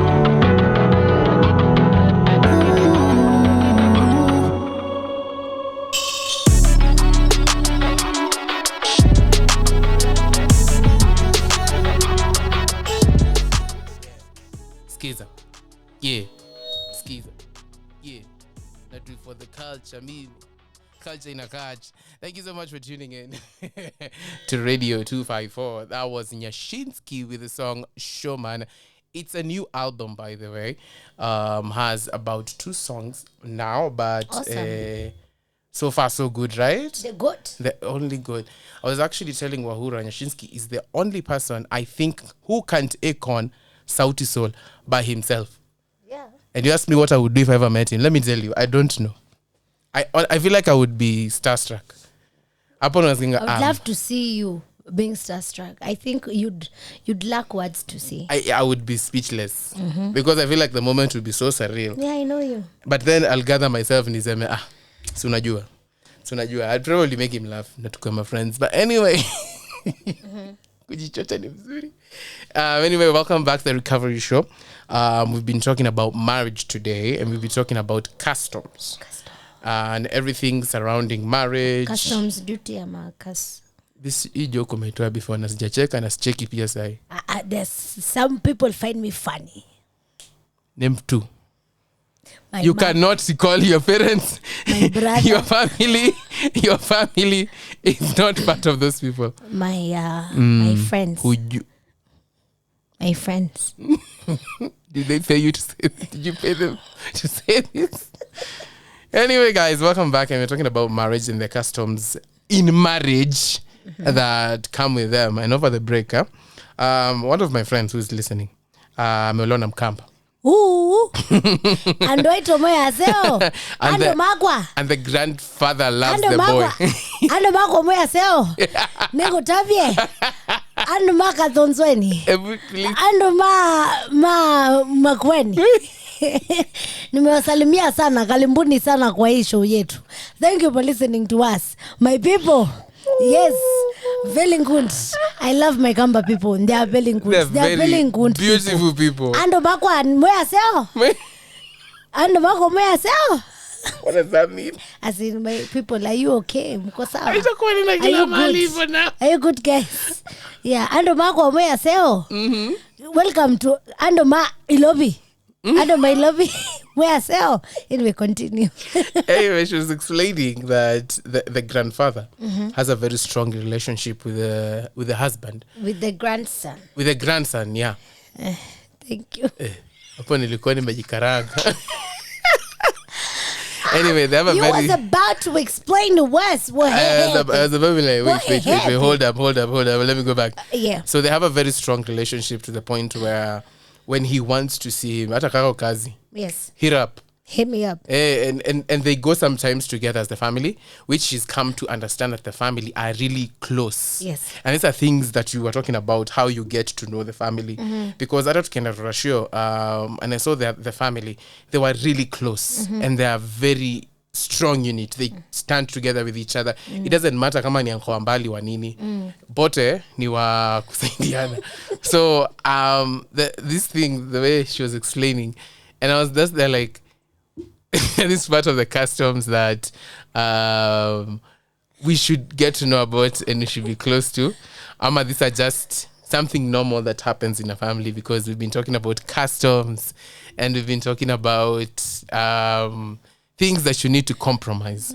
Now, what are some of the things you think we need to compromise in a marriage? You, Wahura, who is on the other side of this microphone. So repeat your question. Wahura is laughing because in between me asking a question, there seemed to be mosquito passing. And as a Kenyan, we have a long-term war with mosquitoes. It doesn't matter. It's a natural reflex. What you just did. Hey, it was just flying in. I was just like, you're going to live when I'm here. So, I'm sorry to that mosquito. Whatever. I didn't catch it. It's gone. I missed. So, it's such a natural reaction. Now, I don't care. It doesn't matter. In a meeting, I could be in a meeting. Everyone, I'm just like this. Just catch it. You know the song Mosquito, Mosquito? That was a strong punch. Catch it. And you didn't catch it. Oh, guys. I can see it still flying here. Yeah. Anyway, we're talking about some of the sacrifice. Customs, yes. No, let's start with sacrifices. We'll go back to customs. Yeah. And what are some of the sacrifices you think? Let's start with the female part of it. Yes. I'll come up with the male. Yeah. Some of the female, not the female, but some of the sacrifices as the woman in the marriage, you should sacrifice. What are some of the things you should sacrifice?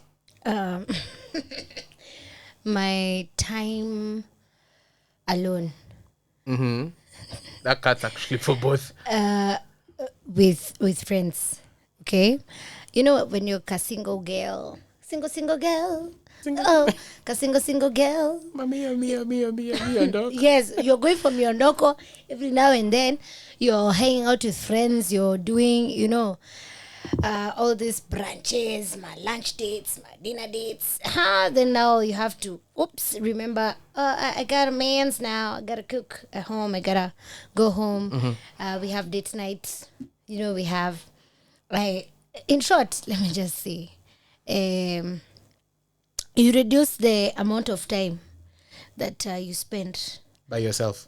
Not by yourself. Even with others. With others. Now they know. Yes, they know that there's someone who has taken you for life.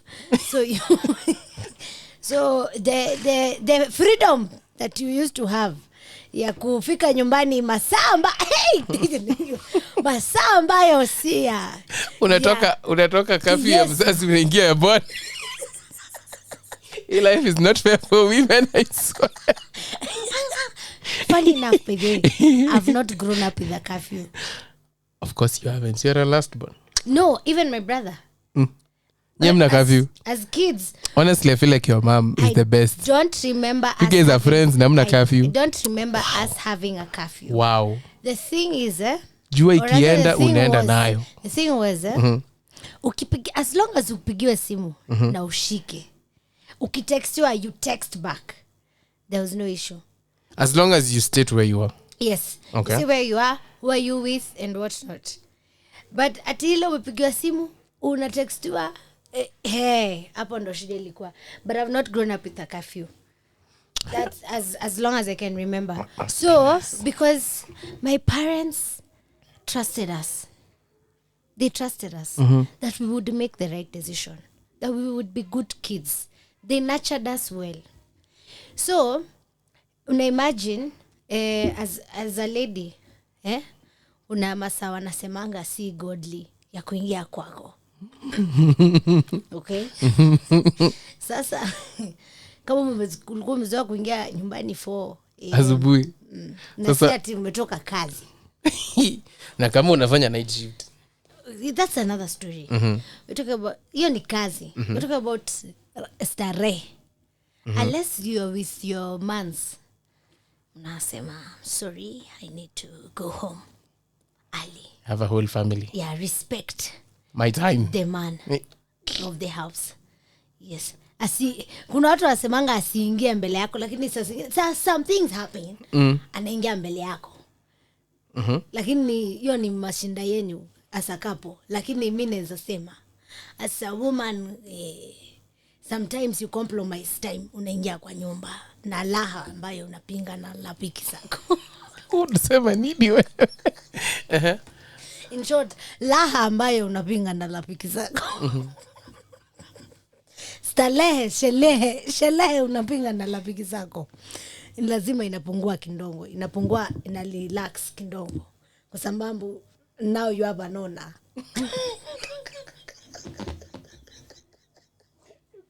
Please listen. I'm very serious. Now you have an owner. You have someone who you will answer lambo to. Aisi ati amepika nyumbani mbele yako. Alafu wewe uko unapinga selehe. You get. So lazima sorry. So it's a must you compromise some of these things. Your time with your friends and coming home late. Kama ulikuwa umezoea kuingia nyumbani late. Do you see why I was saying now the time of when you're 25 and above unaanza kunini what do I say, like you start getting tired. Talk about yourself. Yeah, me. Talk about yourself. Wewe unaweza gonga sherehe hivyo. Let me not say this in here. Now, but where if that's what I'm saying, when I was around 18 to 24, these are the things I could do overnight. But inafika mahali, you feel like your body is tired now, like you're getting a bit older. You. That's what I'm saying, me. So that's what I'm saying. When between 24 and 18, for me still, it's not the right time. But anyway, some of the things I think as a man, for you to sacrifice, like you said, is time. Like you time I know we are boys and all, but we have our time as boys, and I have my time for my wife. And if I don't have time for my wife, my neighbor will have time for my wife. Johnny will have time for your wife. And I don't intend on my neighbor. He'll come fix the oven. Bro ataanza kusema out of nowhere. Come fix the oven. Unajua ni interesting, out of nowhere unaanza kusikia tu chali fulani anatajwa kila saa. Yeah. And you're starting to wonder. By the way, our neighbor Richard alikam kutengeneza taa. He came to check on the bulb. It was having issues, and since you were not close by, I just asked him to help me. Oh, really?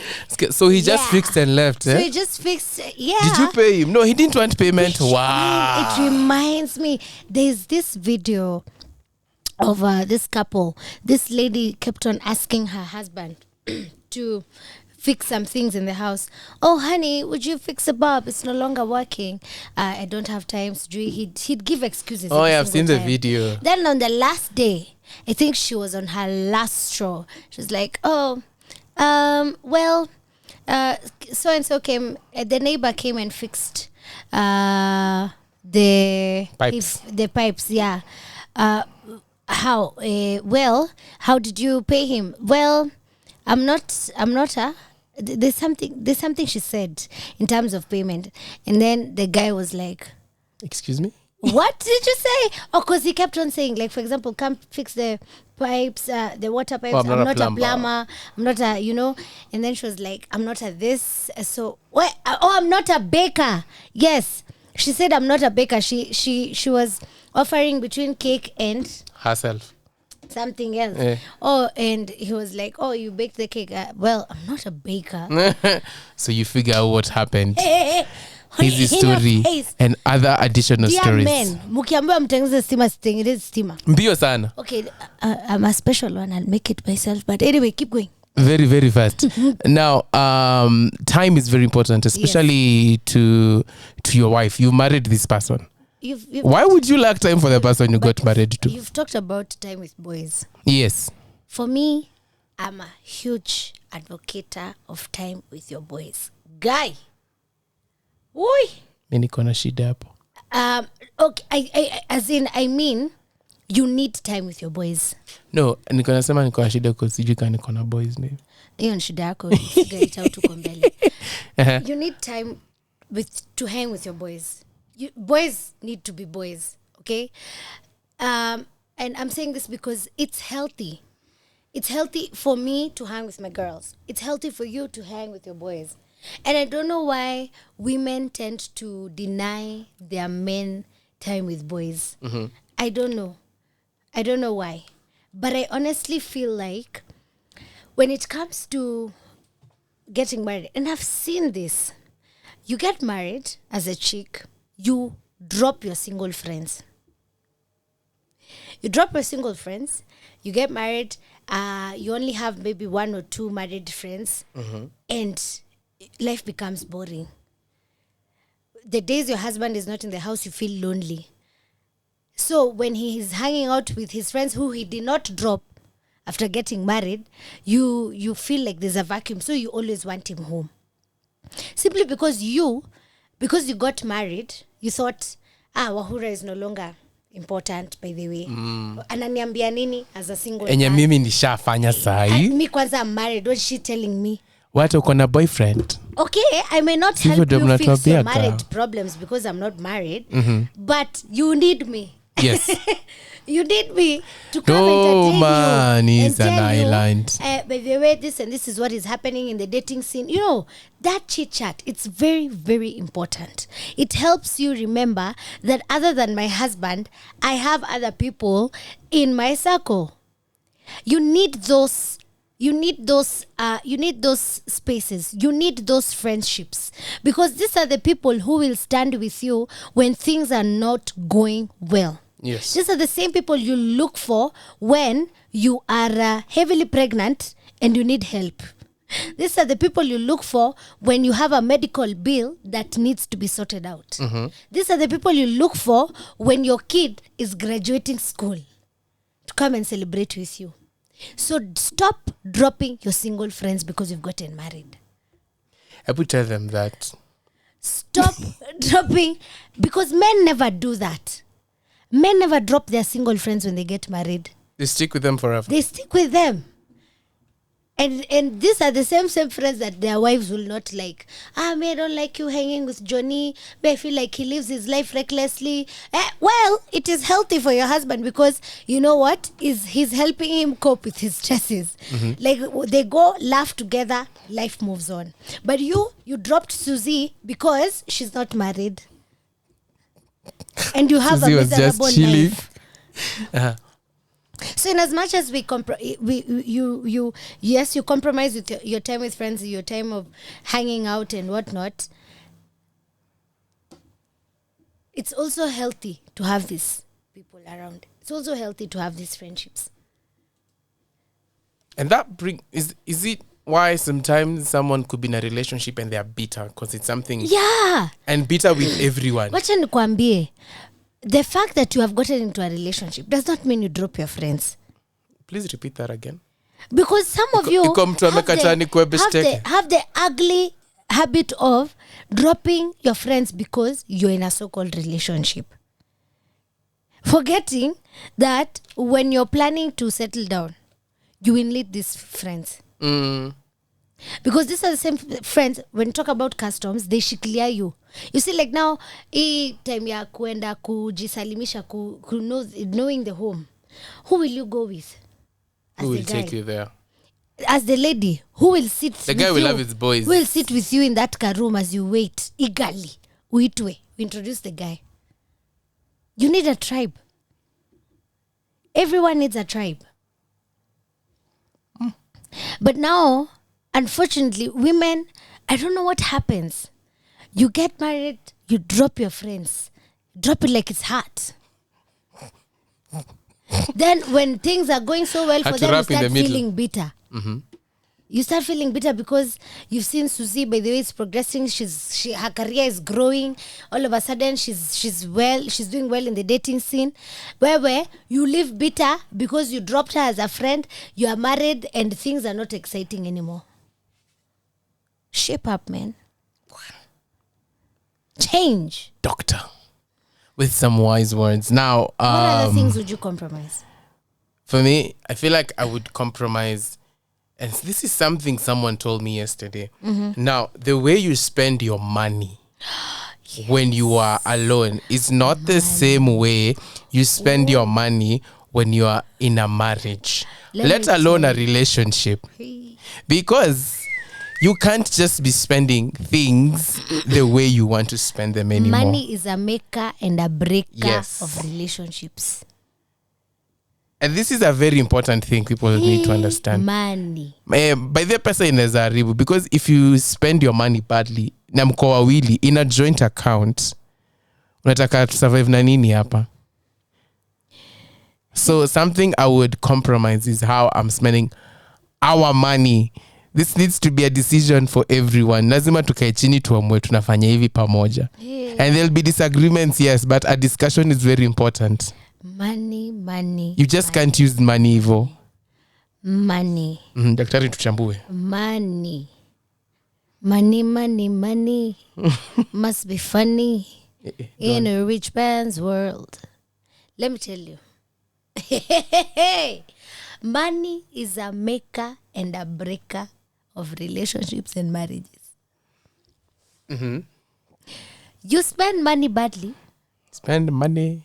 Make money. You spend money badly, as the man, for example, and your wife looks at you and asks you, if you've grown up, what is our future investment? Tutakula nini hapa? What are we looking to? Yes. What are our children going to use for school fees? What is going to happen? Where will we live if you spend like this? And then you come and say women are harlots because they have left you because you don't know how to manage money. No, that's not what they say. They say something else. When you manage money, it looks like wanasemanga hauna pesa, lakini ni wewe hujui kutumia pesa. Wewe kumaliza ulimaliza vibaya. Unakaka ule msee alitumia 700k na wiki moja. Ule mwenye aliibiwa. Remember that story of the guy who was that guy who was pesa ilienda na wiki moja. Ule wa danganyiliwa na msichana. But who is to be blamed? You don't manage yourself properly, and then you come and call women harlots, honestly speaking. Let me tell you, money, you need to panga your finances. Because you see, you're no longer alone. Si kama ati sahi, Rancho, the money that you're making, umepanga, mi nitafanya hivi. Now, when you get into marriage, you're considering someone else. Like, she needs this. She needs... Let me tell you something people forget. Yeah? People forget that when you get a girl away from her parents' house, yes, you should be providing either exactly the same as the father was providing, or more, or better. Tell the people watching here. It's either you provide exactly the same as what the dad was providing, or rather the parents were providing, or better. Either exactly the same or better. The moment tunamrudisha nyuma, akikuacha usiblame watu huko nje. Usiseme ati anapenda pesa. Usiseme anapenda pesa. It's because, number one, you can't provide. She's been living a baby girl lifestyle. Her father has been taking her to Dubai when she's going on holiday. They've gone to Turkey. They've gone to naitwaje? South Africa. Wameenda South Africa. Wameenda, she's been living a baby girl lifestyle. Then unakuja kumaanisha hardship. My friend, ukiwachwa, will you be who is to blame? Who is to blame? No one else but you. Yes, the pressure is on the man, but you have to get that these things are very delicate. We are delicate people, singles. But it should be up, onward and upward. Not going down. Not going down. Well, that's very interesting. Now, when I was doing my research, I've come across a custom.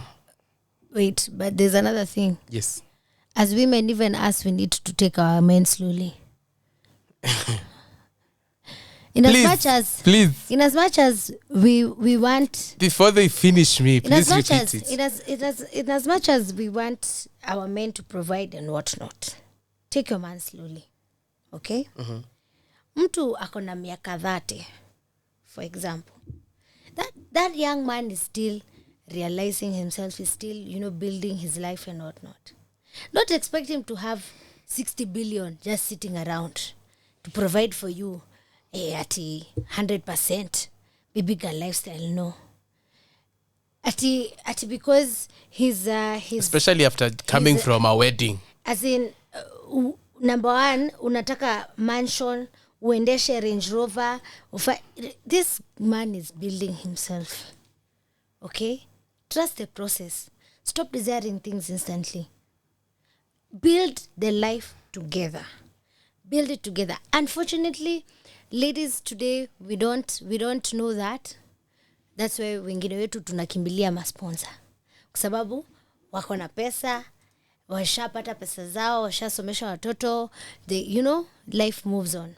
But let's stop expecting too much from our young men, because they are also growing. In as much as even you're building yourself, even them, they're building themselves. But that does not mean men to be lazy. No. Work together towards a common goal. And that's the longevity that will make your marriage Ask your last. parents. They started from the bottom. Now they're here. Now they're here. Now they're here. Now they're here. Now they're here. Now they're here. Now, yeah. In addition to what we're talking about. Yes. And this one is very interesting. Mm-hmm. Now, during my research, yes, I found some of the customs. Yes. Because you see, I'm not from that land, so I don't know. I had to research. Which land? There were people from the west of Kenya. Oh, okay. Yeah, the Luo people. And I wish I get to see this. So if you're my Luo friend and you're planning to get married, please, I need you to tell me if this is true, and please take me to see this. Ask me, I have Luo friends. Yes, so I've dated a Luo man before as well. Keep going. You see? What you can't just throw that. You can't just throw that. What you're saying, or I can deny. You can't just throw that to me and then just let us continue. We can't continue. Okay, so the first one is called the Uecho. Mm-hmm. I feel like I'm just butchering the name. Uecho. Luo is like English. Read it as it is. Uecho. In brackets, abduction. So it is involved the forceful activity of carrying away the lady to the husband's house. It was an immaculate process. Once the man identifies a potential catch, he would carefully note her movements. This is like hunting, especially the places she frequently visits. On the planned date, the man alongside other men would kidnap the lady. It is noted that the girl could make noise, but not every passerby could be concerned as they knew the procedure. So I'm telling you, this is why sometimes I love the people from the West. I like this girl and I want to marry her. You see how for us we have to go to the parents. This one is a very different custom. Inakuona, inakuiba. Now this is a very contradicting thing, because what if someone is being kidnapped for real? Africa used to do that. In Kitambo. Go check your history. Even for other communities. Yes. They would do that. Like mnaenda mnachukua msichana, then mnakuja kujishtaki. Then msichana ako kwetu. So that's the process. There was such a custom there. Like you spotted a girl, you like her, take her, go with her, and then mkujange mseme mnajishtaki. Tumepata msichana. So these traditions are more of the same from the same people. Yes. It's just that they've been secluded. Especially some of them. For those times when like there's a bit of history that talks about that, where dem alikuwa anachukuliwa, tuseme ameenda kuchota maji na marafiki zake, harudi nyumbani na wanajua haya. Does it come from a certain age akifika mahali? Or because sasa akipotea na ako 20, the parents will be concerned now. At a certain age when she's ripe, they know she's at a... I like the way people use ripe when they're talking about women. Like it's like a fruit was waiting. Like they planted a seed. They say she's ripe. Yes. But... So Wahura unaweza tembea hivi ubebwe. Mimi hawezi ninua. No, si ako peke yake. Uninua. It's not, no. Wanachota maji hivi Wahura unabebwa. I'll resist. Unabebwa. To the ground. You'll fight them. I'll fight. Like you'll fight. That would be very interesting to see Wahura fighting like 5 other people. But when you look at history carefully, it part of tradition was that. Kuchukua msichana, alafu mnakuja kujishtaki. And then? Now the next one is even better. I'm telling you, I need to see these things happen. Please, but to join this modern it could be different, because the next one is even more interesting. It's called Amen, in brackets wrestling. So the man who wants this lady could wrestle the lady's brothers, and if he won, the lady had to submit to him, and the reverse was true. Immediately. Yes. If he can fight your if she's able to fight your sisters. What if I can't? You're gone. I'm weak. So in some situations, some extreme ones, the man had to wrestle the lady. And if he could not wrestle the lady, he was considered a weak man, unable to care for her. And he lost it all. Wahura, someone could actually fight you. Si umesema you could fight someone. You can fight someone, no problem. I'm not a violent person by nature. Why should I be fighting? So when we come back, we'll talk about more customs. Nataka tupugie hewa kidogo ili tuweze kunywa maji. This is the recovery show. You're listening to Wahura and Rancho. That's coming up next. Manake umeteta nataka kusikiza Sauti Sol. This is Rumba Japani by Sauti Sol. Enjoy.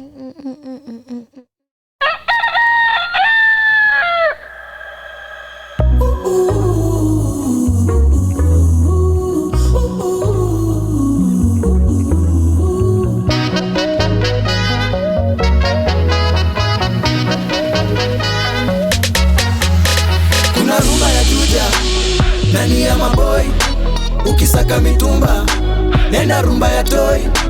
Kuna rumba ya kibich, utajua ujui.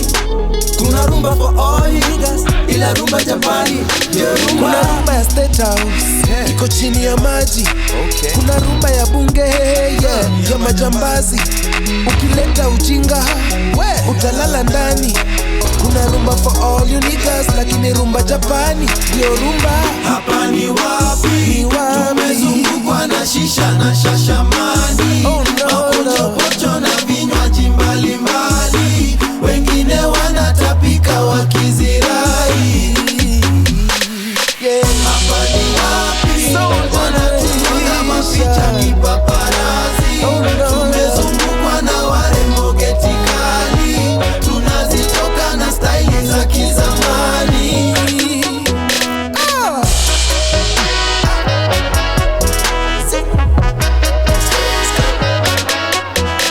Kuna rumba ya westi, ya mabeste, mama shanane, sheki ya westi. Rumba ni nyepesi, isikuwe kesi. Kuna rumba for all my niggas, ila rumba Japani ndio rumba. Kuna rumba Karura ya kupanda miti, ukiwa kwenange hakunanga risiti. Rumba Oyole, hiyo ni ya Mangwati. To all of my hoes and all of my niggas, rumba Japani no rumba. Hapa ni wapi? Tumezungukwa na mabausa kama chwari. Kuna mapedi, mapoko, pia mapichi. Na wanaseti michele kwenye vinywaji. Hapa ni wapi? Kuna visanga vioja mahakamani. Wapenzi wapigana mate hadharani. Wengine wanatekana nyuma ya taksi.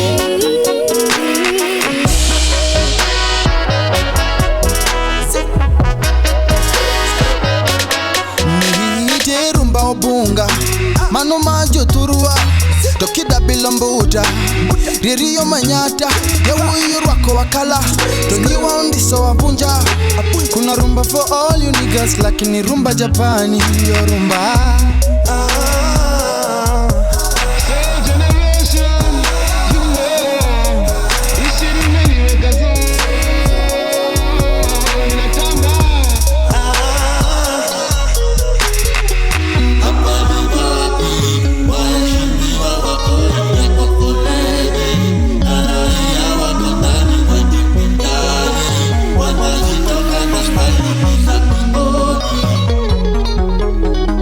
Hapa ni wapi? Mawochi wote wameleta utiaji. Wakafungia wakubwa nje ya pati. Wakaachia ofisi wafanyi kazi.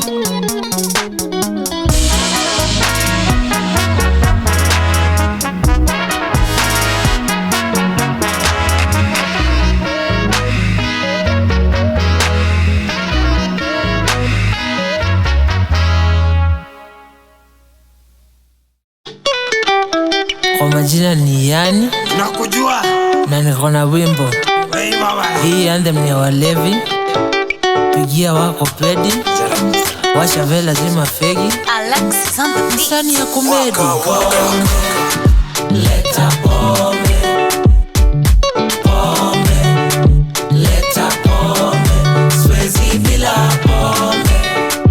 Leta pombe, leta pombe, pombe. Rana jipa mwenyewe, leta pombe tulewe, kila mtu apewe, tulewe tulewe. Sina do lakini lazima pombe, sherehe haipambi bila pombe. Hapa kwa bash tumelewa pombe, pombe pombe pombe, pombe pombe pombe. Shida nikilewa pombe, na kuwa muongo sana. Shida nikilewa pombe, naongea kizungu sana. Shida nikilewa pombe, dem za watu ni warembo sana. Pombe, leta pombe, pombe, leta pombe, siwezi bila pombe. Leta pombe, leta pombe, pombe. Haya, kila mtu akiwa drink basi. Wewe kwa pita mbele yako. Kila mtu ako na pombe? Kila mtu ako na pombe?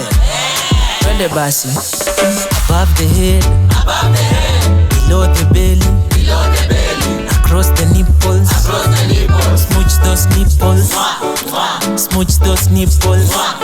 Now swagger that bagger, swagger that bagger.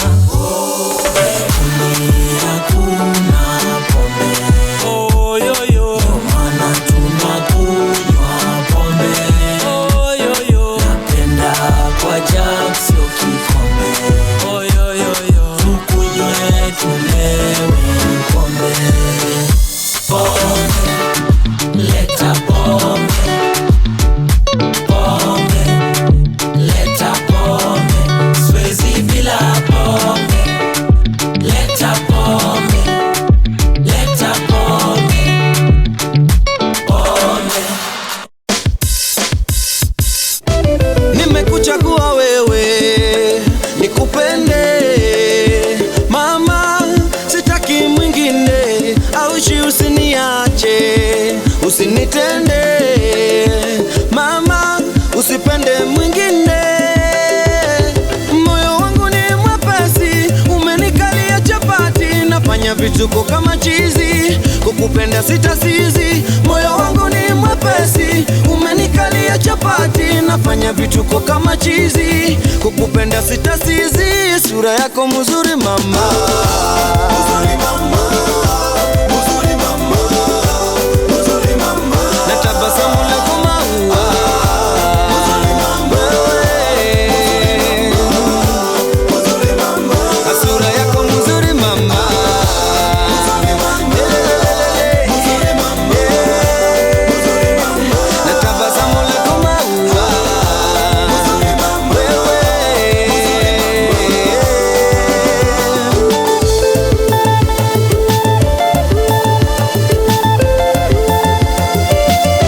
itabidi nikulinde, nikutunze mama, usikose lolote, pete nayo nikuvishe, nikuoe mama, usiende popote, moyo wangu ushakubali, umenikalia chapati, nitakulinda kama polisi, itabidi nikumari, moyo wangu ushakubali, umenikalia chapati, nitakulinda kama polisi, itabidi nikumari, ni sura yako mzuri mama, mzuri mama, mzuri mama, yeah, mzuri mama, na tabasamu lako maua, mzuri mama, yeah, mzuri mama, oh, mzuri mama, na figa yako kama ya chupa, mzuri mama, baby, mzuri mama, yeah, mzuri mama, na sura yako mzuri mama, mzuri mama, mzuri mama, yeah. Piga dance kidogo, piga dance kidogo, dance kidogo, piga dance kidogo, dance kidogo, piga dance kidogo, dance kidogo. Sura yako mzuri mama, mzuri mama, mzuri mama, mzuri mama, tabasamu lako maua, mzuri mama, oh yeah, mzuri mama, yeah yeah, mzuri mama, sura yako mzuri mama, mzuri mama, you're so beautiful, mzuri mama, mzuri mama, mzuri mama, you're so yeah.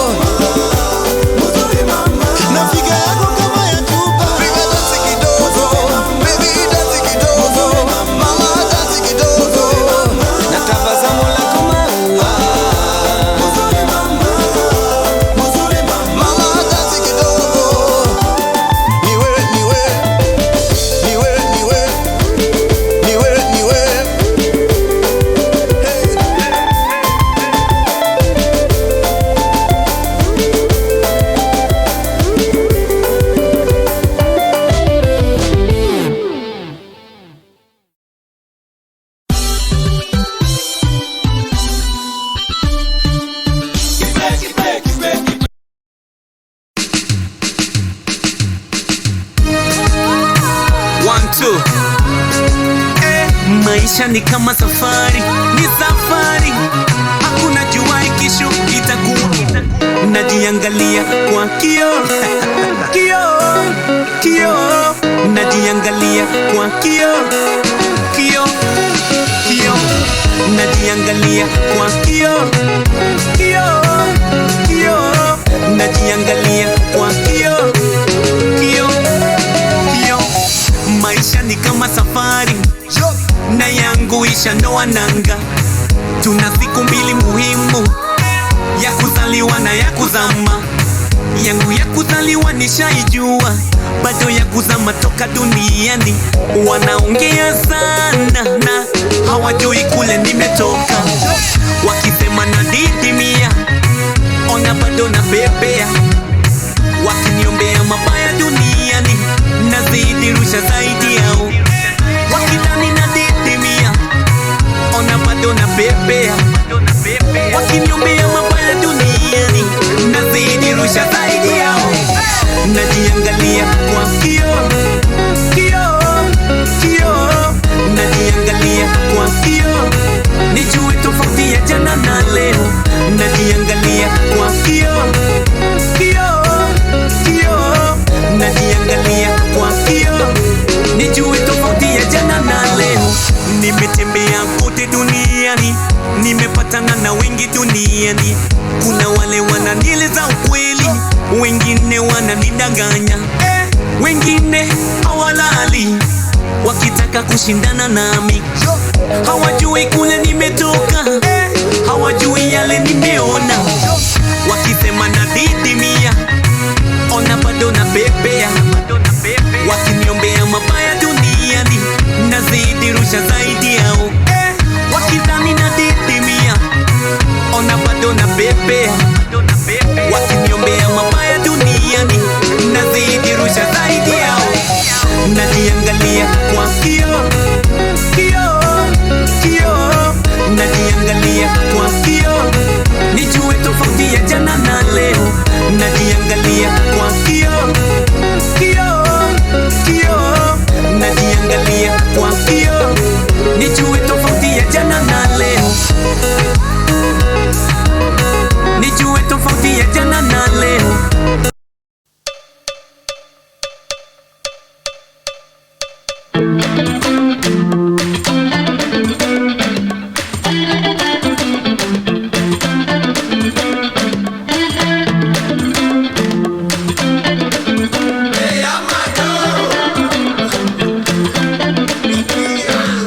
I'm one drink away from saying I love you. Kuna mambo nashindwa ficha mama, leo lazima niseme. Drunk texting baby, telling you how I feel. Maji yamezidi unga masheri, wacha moyo ufunguke.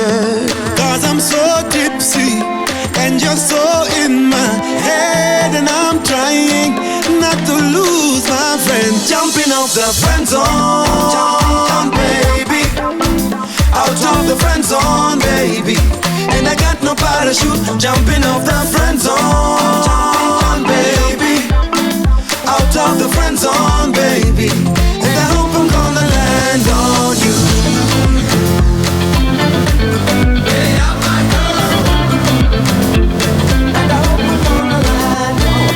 Awkward information, vile unanicheki na maaibu. Wendo inspiration ya muziki natunga kila siku. Mentally frustration, nimezificha hisia zangu. Sexual tension, baby give me your body. Cause I'm so tipsy and you're so in my head. Najaribu sana not to lose my friend. Jumping off the friend zone, baby. Out of the friend zone, baby. And I got no parachute. Jumping off the friend zone, baby. Out of the friend zone, baby. And I hope I'm gonna land on you.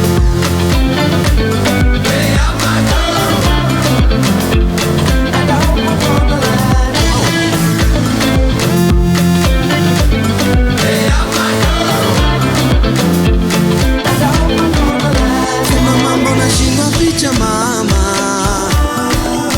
kuna mambo nashindwa ficha my lover. I just can't take it no more, no more, no more. I just can't take it no more, no more, no more. Maniga wangu nishikilie, timafisi nishikilie. Kuna vile amenimaliza, munapoteza memba. Haibane munishikilie, timafisi nishikilie. Kuna vile amenimaliza, munapoteza memba. East African girl forever, remember now naweza. Ananimaliza, munapoteza memba. East African girl forever, remember now naweza. Ananimaliza, munapoteza memba. Hey, I'm my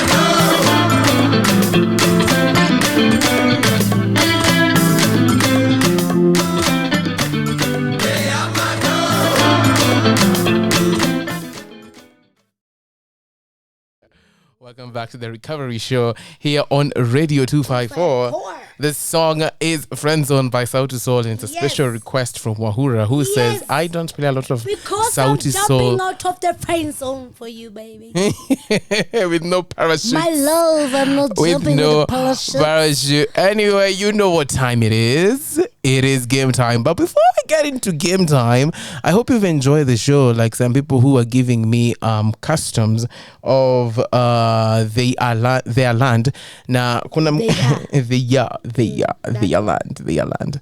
Yes. And I hope you've enjoyed some and you've understood and you've taken note of every custom. And if you're planning on getting married, please do take these notes that we have told you. Na tuna hope, by the way, umeziandika mahali na utuite harusi pia, hatuwezi kuwa tumekupea hapa free content. So anyway, it is game time, and today we are doing drum rolls. For me, drum rolls. Today we're doing tongue twisters. Today we are twisting tongues. Are you ready for this one? I'm not ready. You're not ready. So Where how I come from? Yes, I also know hata mimi najua it is gonna be really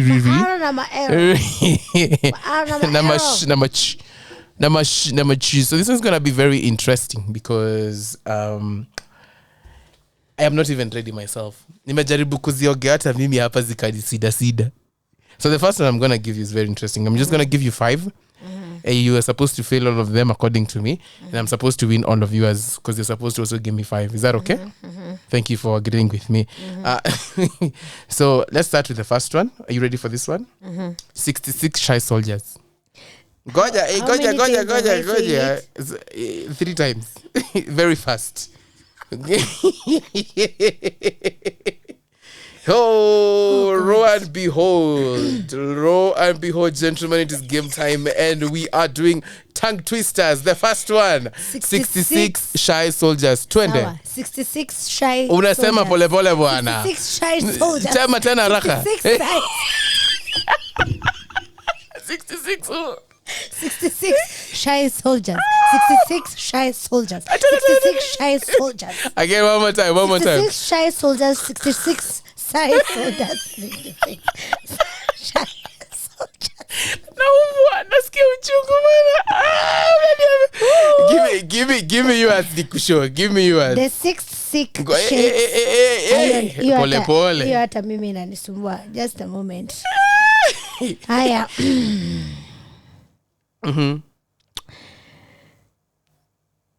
Tuseme twende kasi. Ngoja. Hata wewe maneno yako yanakuwa kisungumukuti. Twende. Give us. Ama umesari hii game tumalize sahi. Which wristwatches are Swiss wristwatches? Which wristwatches are Swiss wristwatches?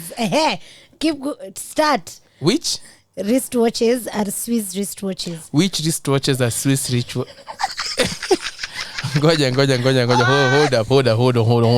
Hold on.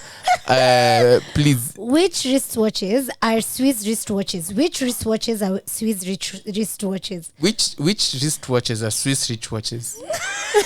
Which? That's what I'm saying. No, wrist watches. Which wristwatches are hiyo hata ushashindwa, hata usiendelee kama hata ukuishika uishiki. Nyata kushika nimeshindwa. Haya, since you think you know. Hii hata mimi nitawe sana. Really Liri. Really Larry. What? Really Liri. Really? Really Liri. Really Larry.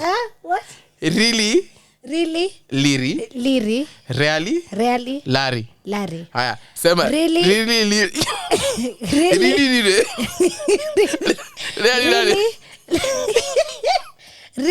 Liri. Really Larry. Haya, tuende sasa mbio. Really Unasema pole bwana. Really Liri. Really Larry. Tuende sasa. Really Liri. Really Larry. Really Liri. Really Larry. But you see, you are saying it slowly. It's because of my tongue.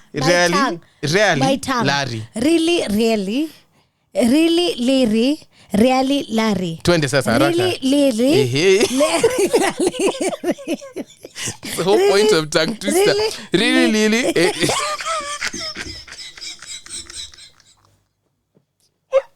Hold on. Then I saw her straight. And then really. Really Liri. Really Larry. Really Liri. Really. Yashe tu. Twende nipe yako. Haya. This one is easy. Nimepata moja tayari. Haya. I slit the sheet I slit, and on the slitted sheet I sit. I slit the sheet I slit, and on the slitted sheet I sit. I slit the sheet, and the sheet I slit, and the sheet you slit, and on the slitted sheet I sit. In the revu sana. I slit the sheet, the slit I shit. No. I slit the sheet. Ebu say it again. I slit the sheet I slit, and on the slitted sheet I sit. Okay, I slit the sheet, and on the slit I shit. I shitted the slit. Sindio. Ebu say the last part. I slit the sheet I slit, and on the slitted sheet I sit. I slit the sheet, and the slit I shit on the Oh, no problem. Let me give you mine. This one is very simple. 3 words, She sees cheese. Haraka. She sees cheese. She sees cheese. She sees cheese. She sees cheese. She sees cheese. She sees cheese. Sasa una brag. Tusha. Sasa una brag. Haya. Acha ni swap hiyo. Yes. Hakuna juu nimeshinda. See no problem. Give me yours then. Haya. Hii ni refu. Nimepata hiyo yako which wrist watches are Swiss wrist watches. See, nimeshika. I just had to look at it. 66 size onjas. 66 size onjas. Haya. A shapeless sash sags slowly. A shapeless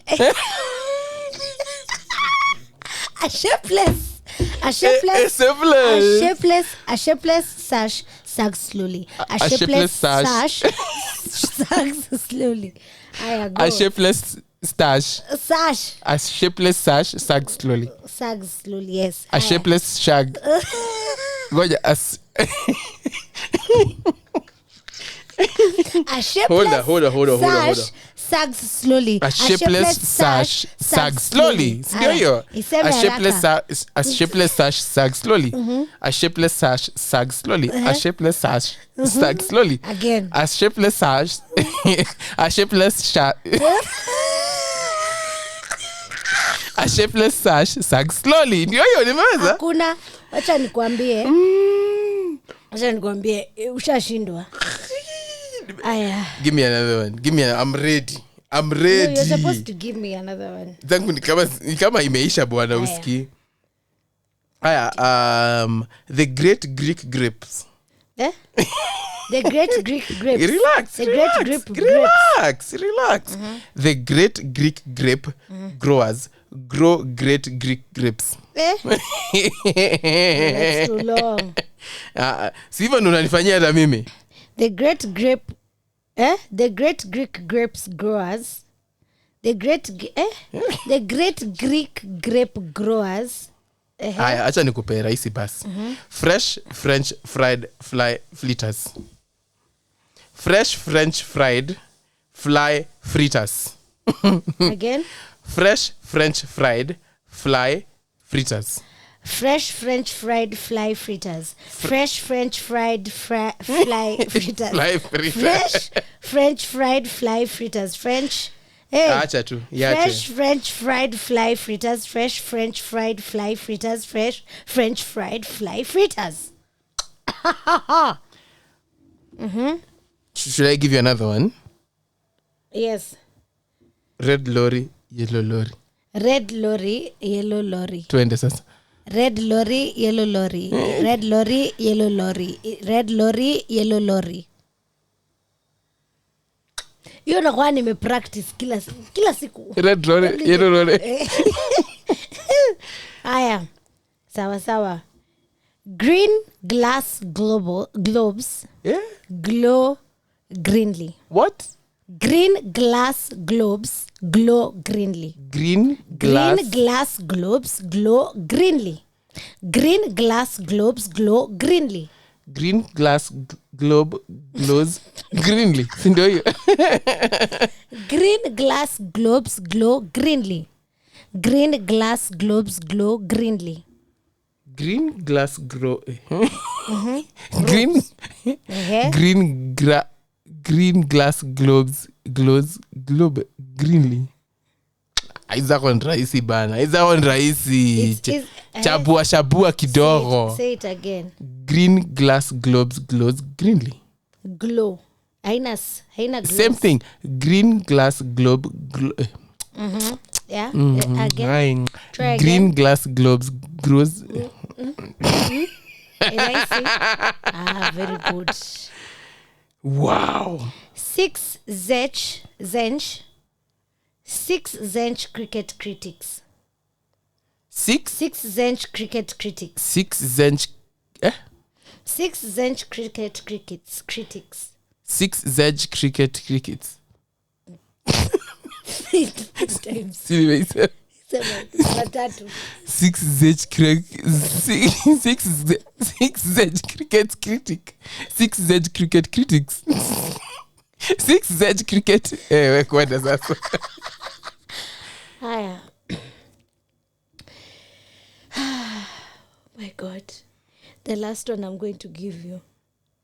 A flea and a fly flew up in a flue. That's easy.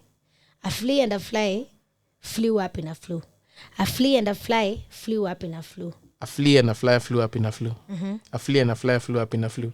A flea and a fly flew up in a flue. A flea and a fly flew up in a flue. A flea and a fly. Sawa. I can do this all day. Wacha nikupatia ya mwisho sasa. Hiyo ilikuwa rahisi sana. Nipe ya mwisho. Ya mwisho. That was very easy. Aya. Very common. A very common one. She sells seashells by the seashore. Seashells. See.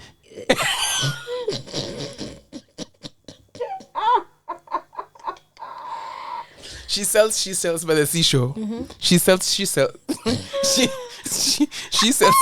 the seashore. She sells seashells. She sells seashells by the seashore. She sells seashells by the seashore. Now, let me finish you with this one. Rolling red wagons roll. Rarely. Rolling red wagons rarely roll. You yourself, you can't even say. Rolling red wagons rarely roll. Rolling red wagons rarely roll. Tuseme tena? Rolling red wagons rarely roll. Rolling red wagons rarely roll. Sema haraka sasa. Rolling red wagons rarely roll. Twende. Rarely roll.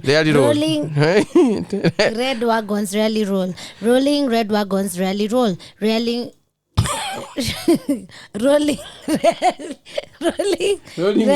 Rolling red wagons rarely roll. Ladies and gentlemen, that was our time. Oh my God.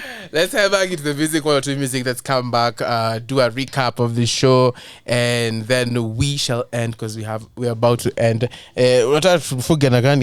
Rolling red wagons rarely roll. Eh? Say it once more. Rolling red wagons rarely roll.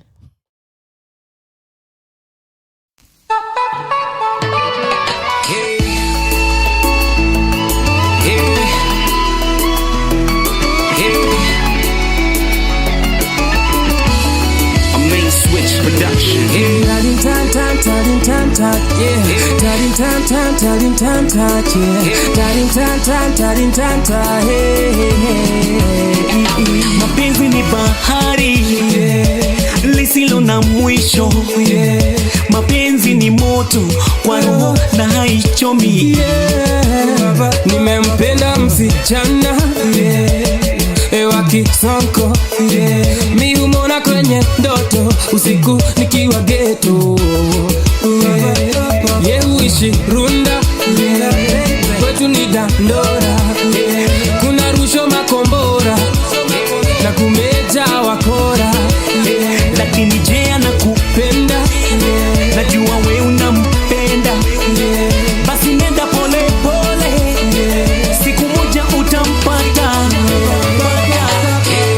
penzi wangu never leave me never penzi wangu rende pole pole take it slow as you go step by step take it slow as you go step by step anabonga tukilami hapendi mama pima hapendi za madondo anataka tu mapiza anabonga tukilami hapendi mama pima hapendi za madondo anataka tu mapiza enda pole pole bado unasaka chote unataka with time utapata hakuna matata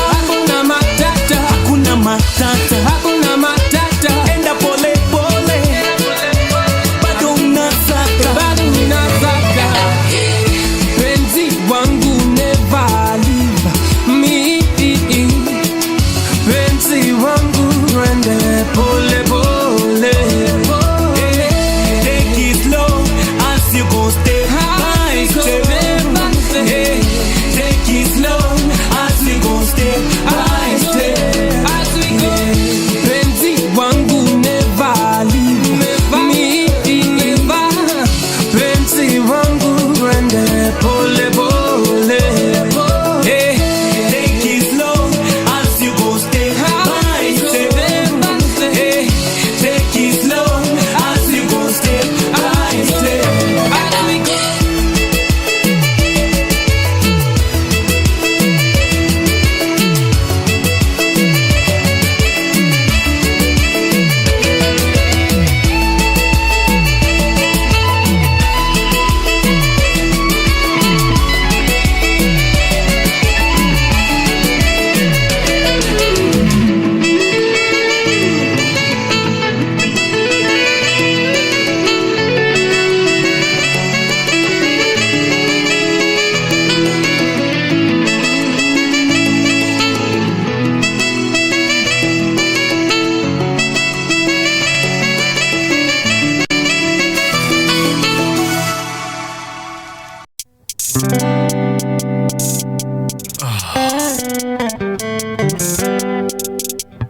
Mtoto ya Pamela nasikia kelele kwa jirani, kwani ni vita ama hii ni raha gani? Mwingine anasema mwingine anasema kwani mapenzi megeuzwa kwa kumfuna vile kwangu kuna bo. Nasikiza mafranco hii plot itanifanya niwe ho. Action night watoto alale by 9 nikudunge vaccine leo movie ni ya Shaolin vita vya kung fu DJ Afro kuja kuja utangaze drama. Vita vya kichinku chinku, kabla mechi yanze mgongo ntakukanda. Tumefungana pingu pingu, moja kwa mguu nyingine kwa kitanda. Okelo mano kung fu kung fu, Diene mena kung fu kung fu. Wai mama, wai mama, unazunguka kama nyoka anakonda. Wai mama, wai mama, unateleza kama mrenda. Lakini nimependa kisipeda vile napenda mix ya broiler na kienyeji vibes. Hebu geuza osherisa makeli pande moja. Action time, action night. Ufike kwangu by 9. Nimetema taxi, amenyoa Shaolin. Vita vya kikungfu kungfu, DJ Afro kuja utangaze drama. Vita vya kichinku chinku, kabla mechi yanze mgongo ntakukanda. Tumefungana pingu pingu, moja kwa mguu nyingine kwa kitanda. Okelo mano kung fu kung fu, asuda mano kung fu kung fu. Cheri nipeleke Thailand na mimi nikupeleke Bangkok, yeah. Tuishi juu ya island, tuishi maisha ya kibailando, yeah. Kuja tufanye mambo nikukunje nikufunze ango movie na soundtrack ya bango. Action unapewa ni ya Rambo. Action night, ufike kwangu by 9. Nimetema taxi, amenyoa Shaolin. Vita vya kikungfu kungfu, DJ Afro kuja utangaze drama. Vita vya kichinku chinku, kabla mechi yanze mgongo ntakukanda. Tumefungana pingu pingu, moja kwa mguu nyingine kwa kitanda. Asuda mano kung fu kung fu, Diene mena kung fu kung fu. Okelo mano kung fu kung fu. And welcome back to Radio 254. This is the Recovery Show with me, Rancho, and Wahura Makoye. Now, Wahura, during the break, nimeona watu wakiteta hapa. Wanasemaje? Man, like unajua some from the Quorum Boys. Mhm. Anadhani anakuweza hapa kwa tongue twisters pia. Hey. Come and take it down. Come and bring it down. Now, if you're tuned in right now, we like to apologize. At the seashore. 66 shy soldiers. So, if you're tuning in right now, you've missed quite a bit. But because today was a very interesting topic, and we were talking about marriage, and we're just going to do a small recap. And we talked about the definition of marriage. Please, our resident doctor, please define for them, for those who are just tuning in, what is marriage? Marriage is, let me say, first of all, it was created by God. Yes. God is the beginner of all of it. And he created it for man and woman. A man leaves his home, his parents, and comes together with his wife, a woman. Yes. To build their own home. And out of it, God can bless you with children. Yes. Who are a gift. So the fact that you've gotten married does not necessarily mean that you will get children. That one is normally a gift from God. So those people that put pressure on married people that they should be having children, please stop, shut up, and mind your business. Thank you. Now, when it comes to marriage, there are so many things that are involved. There are processes involved. And these processes, there are discussions that are held. You and your partner must have these discussions. You start by dating. Then dating, you get to learn this person. You get to know this person deeply. You get to understand what kind of a person they are, their thought process and their desires, their vision that they have for themselves and for you too. For if it's the man, what does he desire for the both of you as, man and woman? So with all those processes involved, then now you look up to, settling down and having a life together and building a home together and whatnot. Yes. In the processes, remember that you also have to honor your parents by going and kujisalimisha. Unasema, by the way, I would like to get married to this girl. I've spotted a flower in this homestead. Those customs that they are not dead, because in these customs, this is where we get to learn our partner's family. This is where we get to learn each other's family background. We get to know the other person's upbringing, why they reason the way they reason. It could be it's a family thing. So you get to understand that person. And we also said that that's a point where if you don't do that, your co-boyfriend might go on your behalf and do it. So you also need to be alert. Yes. Lazima uifanye mapema ama co-boyfriend aingie kwa mix. So marriage it's a big thing, and if mentally your mind is not there, there's no need of pressuring yourself because of society. Take one step at a time. As a guy, you get your thoughts together, place your vision, write it down, and you know what, it's not at the pinned down that you should get married at a certain age. It happens at God's time. Please live life while you still can. I'm not saying when you're married you won't live life. The thing I'm saying is actually living life with someone else now. Take it slow. It's not at the pinned down on stone that it should be done at a specific time. Just take it slow. Do the right procedures. Usikwarusane na wazazi because of some things that you're supposed to do them correctly. So nice. So we even talked about engagement. Before you propose to someone, have a discussion. And the discussion is not go direct and ask them if they want to get married. You have to go through the corners and see if they are emotionally, mentally prepared for marriage. Ndio pia usiende kujibisha hapo ukipropose na aseme no. If the discussion goes in favor of you guys having something together, then good for you. So that usiende kujibisha hapo mbele. We also discussed about some various customs, like we just mentioned, having to go meet the parents first. Some of them are a bit intense, where you have to kidnap your so-called girlfriend akichota maji somewhere. At extreme levels, you can even fight them. You either fight their brothers, and if they don't have brothers, you have to fight the person you want to get married to. But these are just some of the interesting traditions that are there, and we insist that you please, ukiitwa Rancho of your friend, please take note of these things, because one day it will be you someday, and you'll need to have to follow them. Yes, and we also did tongue twisters where Wahura, some of them were a bit too much. I would also love to say that it's good to have your tribe. Yes.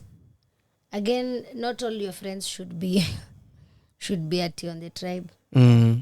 It's not for all of your friends. Have a group of friends who will stand by you no matter what. These are people who ukiwapigia simu wako ready. You're stuck somewhere. Yes. They help you fix the situation. Also, something we've learned about marriage this week is that if the first one fails, you can go to the second one. The second one fails, you can go to the third one. There's no limits, according to what we've seen this week. As 7 is not even a number, it could continue. The same person can walk you down the aisle 7 times. Why are we all of a sudden talking about number 7? Let me tell you, my friend, number 2. Hata number 2 siwezi. Ya kwanza ikisha tunaachia hapo. You want me to go through the process once again of doing all those customs? But it's not as easy as it is not. Think. Yeah. It's not as easy as you think, because remember, you're interacting with these people and it can be draining. All the time. Going back to those customs once again. Imagine, not even those customs, like you have to learn this person, you're learning someone new, like it's a whole process. Anyway, guys, it is time for us to dip. See you next week. Say goodbye. I hope this week is better than last week. If you have a chance, please vote Wahura akiwa peke yake haibambi. Najua hata sema lakini najua haibambi. Anyway guys, this is the Recovery Show with Rancho and they are always against me. Godfather, you see your children. Anyway guys, thank you so much for listening to us. Have a lovely week ahead and take care. We wish you an amazing week ahead. Yes, we do. Kwaherini. And good night.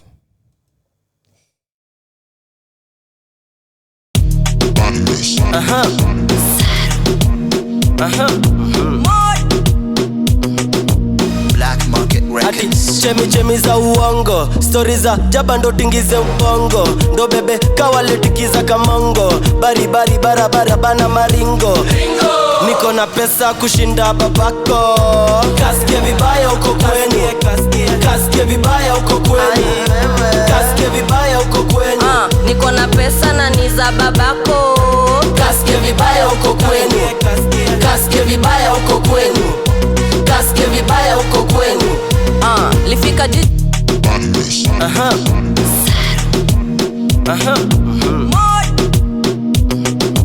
Black Market Records.